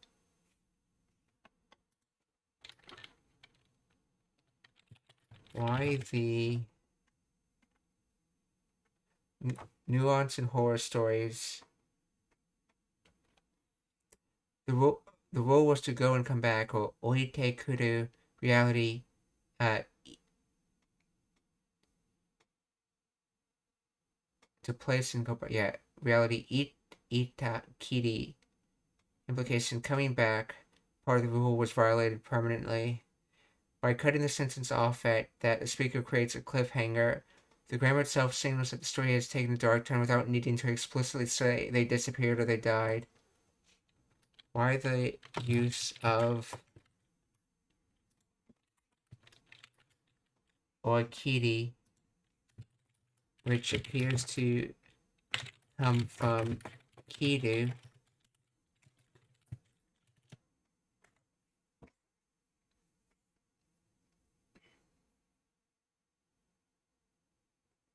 the use of the small su in the kanji kiri from kiru to cut in the grammar pattern tatsukiru, okay, is directly related to the concept of severing or cutting off a sequence of events. From cut to limit. The particle kiri originates from the noun kiru, which means to cut, slice, or to sever. Original meaning, using a knife cuts a physical object. Kiri metaphorically cuts the flow of time or actions. It establishes a limit or boundary. Semantic shift. Physical cut, okay, cutting a rope. Abstract limit, this is the cutoff point, only this much, just this. Temporal severance, the action happened and then the connection was cut. This evolved into the meaning of since doing X, nothing else has happened. When you say itakiri, you're linguistically cutting off the timeline after the act of going. The expected return is severed, the sequence is broken. Why the small su? Okay. This is a phonetic phenomenon called gemination, or double consonant. The standard form, ikiri, begins sound slightly more neutral or formal, but the sukiri, the emphatic form, Small su forces a pause and doubles the consonant sound, adding intensity or emotion. In the context of your horror story, itakiri, okay, they went and didn't come back. Factual. So itakiri and then itakiri. They went and just vanished. Emphatic, implying finality and shock. The small su reinforces the cut. It makes the stop feel more abrupt and permanent, which is why it is preferred in dramatic storytelling or when the speaker feels strong frustration or surprise.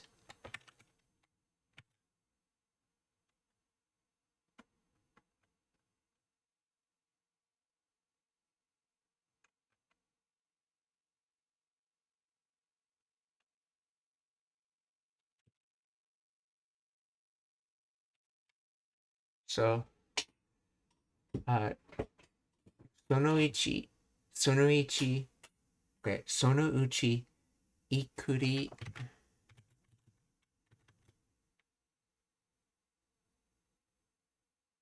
そのうち、oh, そのうち、そのうち、ひとくりがいたっきり。So, uh, so among them, one of the groups went and never came back.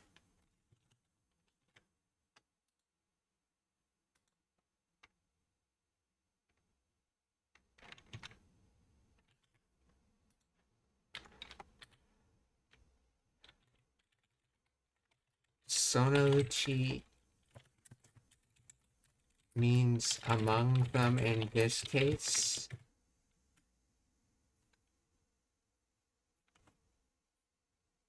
Yes, in this specific context, sonouchi means among them or of those pairs. It functions as a pronoun, referring back to the previously mentioned group, the students. Okay, test of courage, okay. Sonouchi literally means inside that or among that group.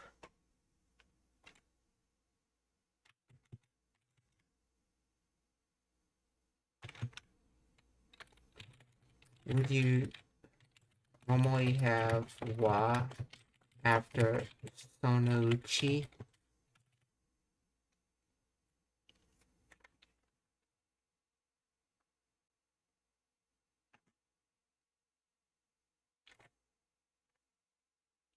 Let's see. Sonouchi functions as a verbial phrase meaning among them or of those. It directly modifies the counter phrase hito kumi, one pair. The particle ga attaches to hito kumi because one pair is the subject of the verb went. Adding wa is the sonouchi. No, okay. No, I meant sonouchi wa hito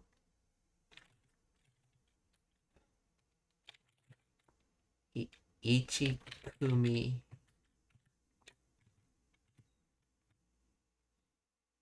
Wait, does she say hitokumi or ichikumi? いうものなんだけど、そのうち一組が言った。Oh, she said hito as in hitori, okay. ろうそくを置いてくるっていうものなんだけど、そのうち一組が言った。So hitokumi, okay. So hitokumi ga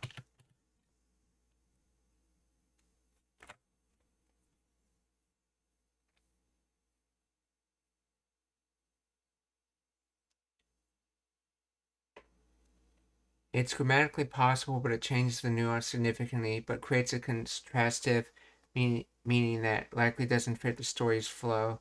Without wa, sonouchi hitokumi ga meaning among them, one pair. Neutral selection, it simply identifies which pair.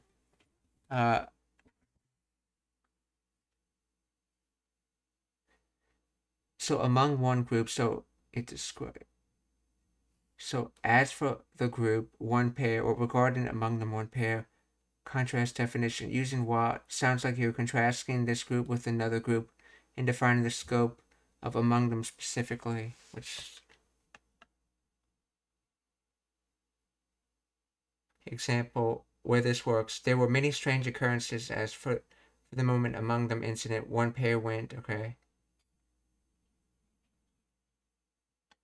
Oh. So Sono Uchi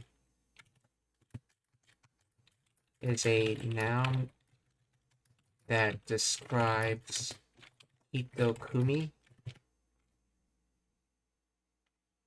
Not exactly. Sono Uchi is technically a pronoun or adverbial noun that functions as a quantifier or selector in this context rather than a descriptive adjective. It doesn't describe what the pair is like, brave pair or a scary pair. Instead, it defines which pair by selecting it from the previously mentioned group. Grammatical relationship, structure, Sono Uchi among them, and then Hitokumi. It acts like a partitive phrase in English, one of them. Oh, it restricts the scope. It tells the listener from the total group of students mentioned earlier.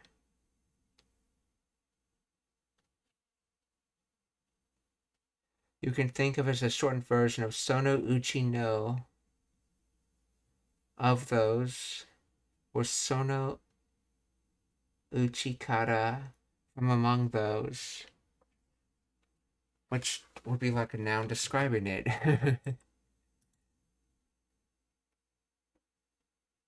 Anyway.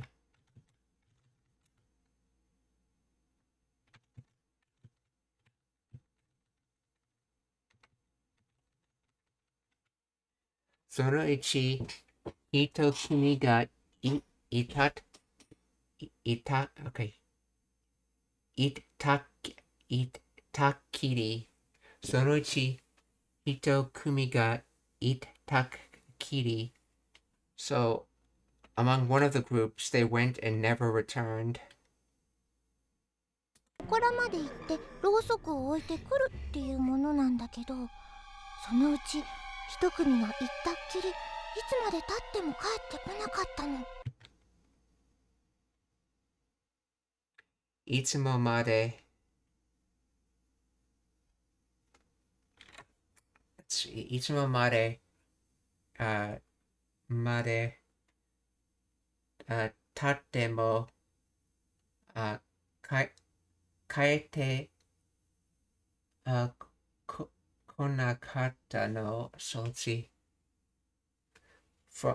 From when? See, from now on, from then I think it's supposed to mean like, and then tatemo, something returned konakatta no.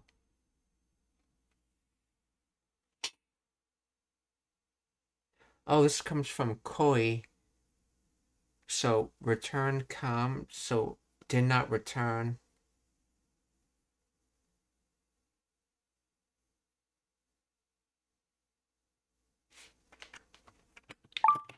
Let's see. Okay, so there was a line at the end of this.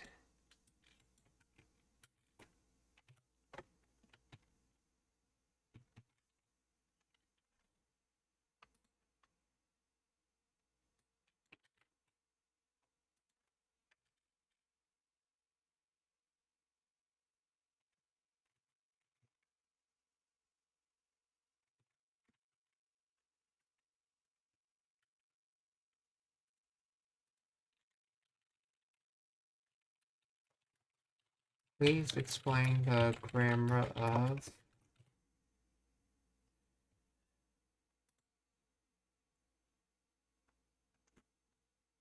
the final part. Okay. Tsukiri, which indicates an action happened once and never happened again. They went and never returned. Okay.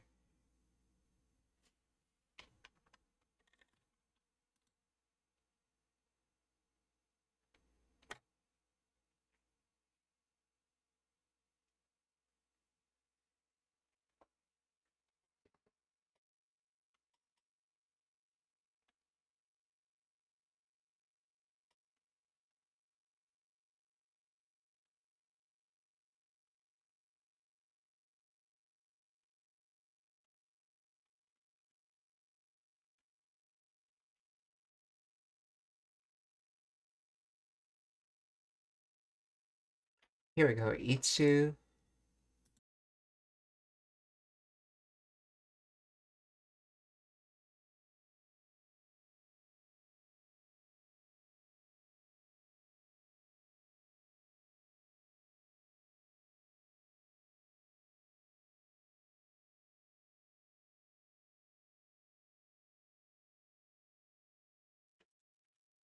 Okay, so itsumare tatemo emphasizes the duration of the wait. Structure itsu when mare until tatsu to pass to elapse. Okay, so tate mo meaning no matter how much time passes or forever. It sets up a condition of indefinite time that reinforces the negative outcome. So until when?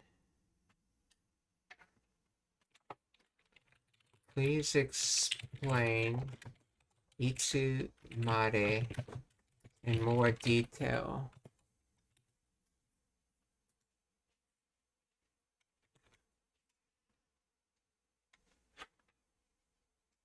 The when and particle until, it literally translates to until when or how long.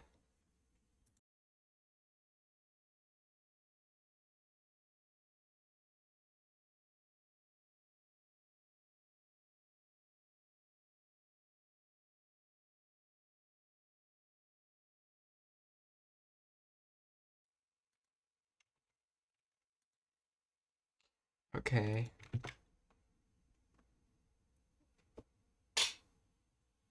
Let's see. Itsu means when. It is used to ask for a specific point in time, and then mare, a particle that marks the endpoint or limit of an action or space. I mean, when combined, itsu mare asks for the deadline or the duration of the state or action and inquires about specific time when something stops.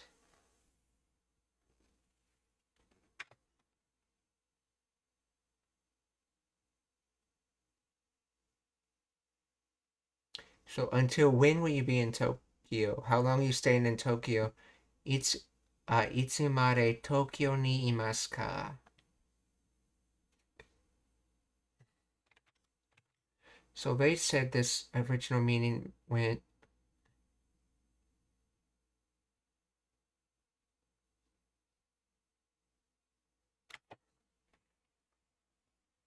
let's see. Meaning no matter how much time passes or forever. So itsumare tatemo.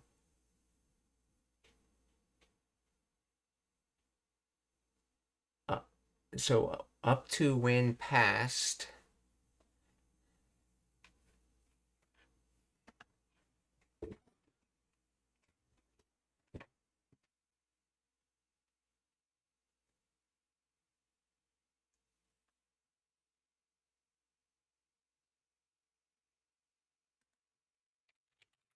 How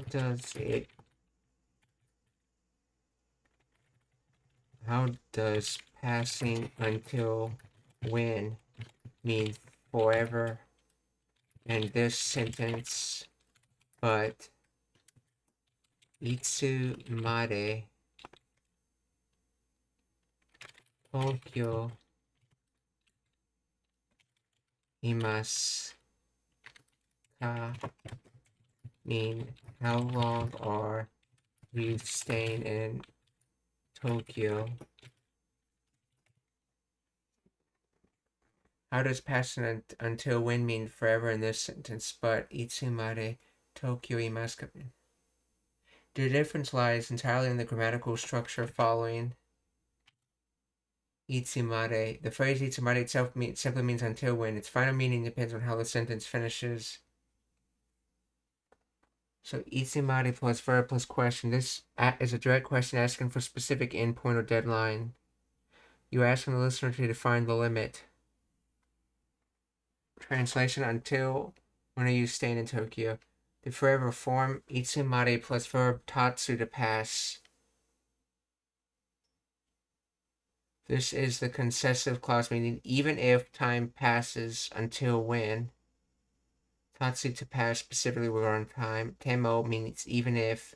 Combine even if time passes indefinitely, or no matter how long time passes. Okay, so yeah, you're not specifying time. You're saying no matter what the time passes. So even up to any amount of time passing. So in other words, forever. Okay. So いつまで経っても帰ってこなかった。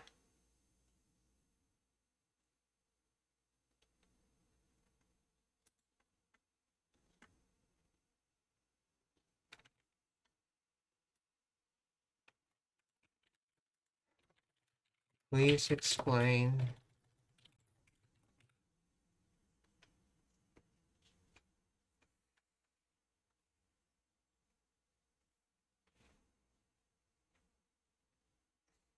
Is a compound verb, structure meaning did not come back. It combines an action with a specific direction relative to the speaker. Let's see.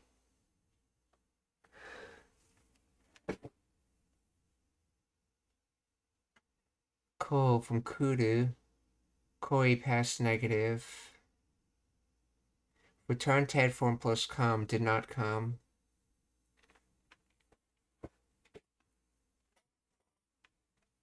So they're using come to say return in our direction, essentially, instead of just saying kaeru directly, they're saying kaete koi. And let's see, koi is the kudu imperative, yeah, koi.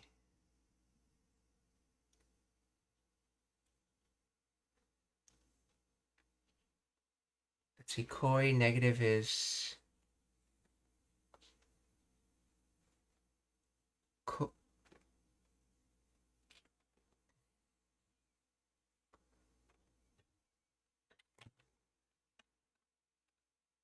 let's see, it says kurana,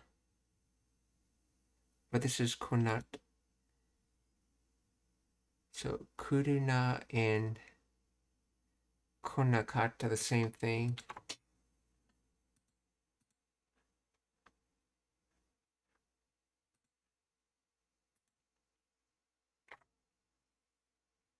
The past negative ending.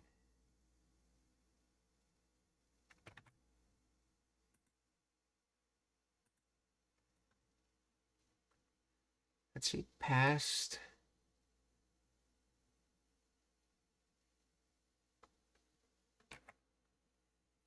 So kita is negative.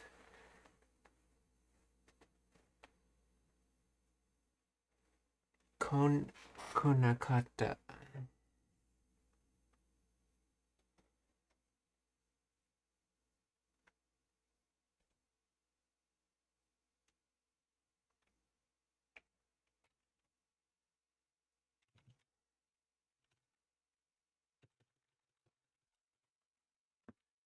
What is...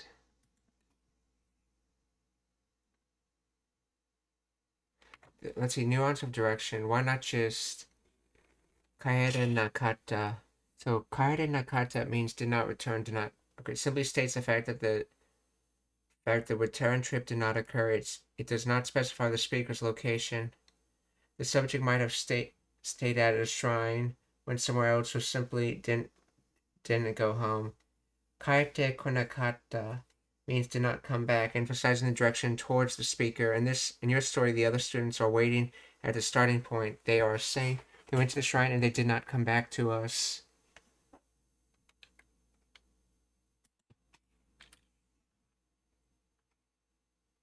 There you go. Kudu. Yeah, kaete kudu comes back. Kaete konai doesn't come back. Kaete konakata didn't come back. Let's see, konai.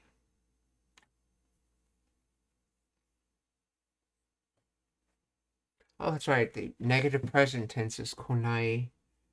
Negative past is... So that's where it comes from. Negative past is konakata.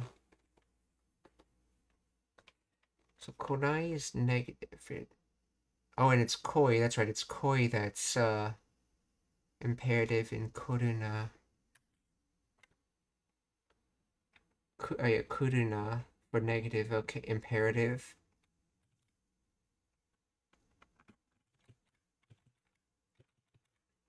So itsu made tatte mo kaete konakatta no. So no matter how much time has passed, they did not come back. Itsu made tatte mo kaete konakatta no. いうものなんだけど、そのうち一組が行ったっきりいつまで経っても帰ってこなかったの。一組が行ったっきりいつまで経っても帰ってこなかった。 So いつまで経っても帰ってこなかった。いつまで経っても帰ってこなかったの。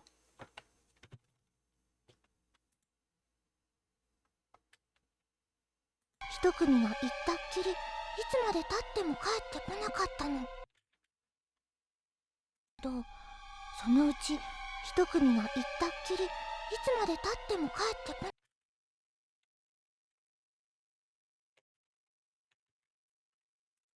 質問がありますか? Are there any questions? If not, we're going to rate, so please stick around for that.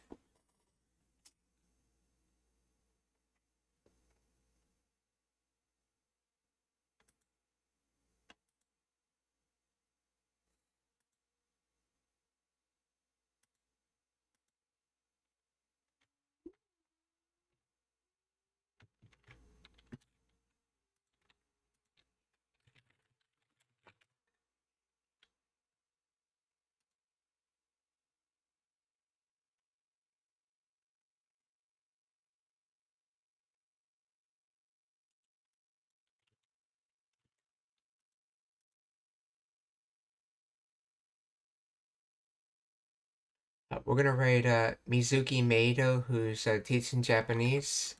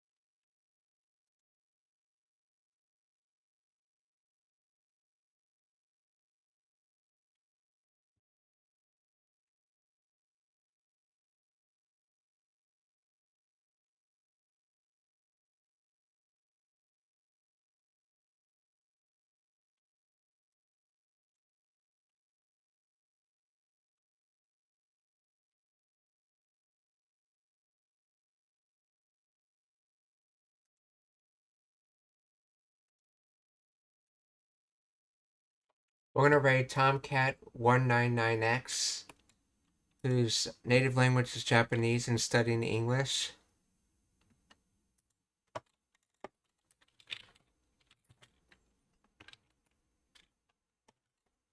Let's see, and for the third raid,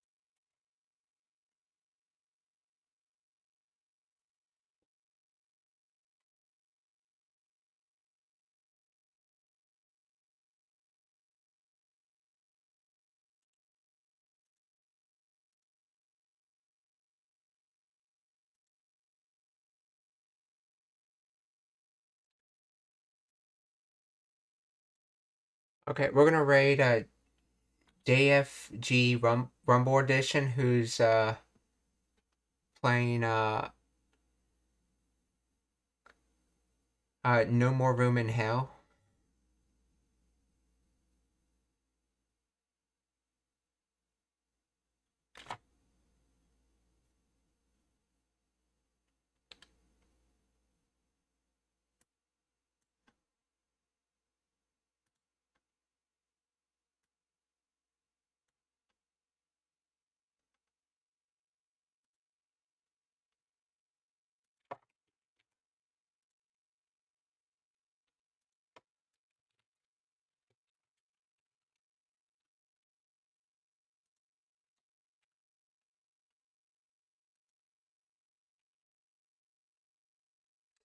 Minasan, お気をつけて、また明日. Goodbye, everyone. See you tomorrow.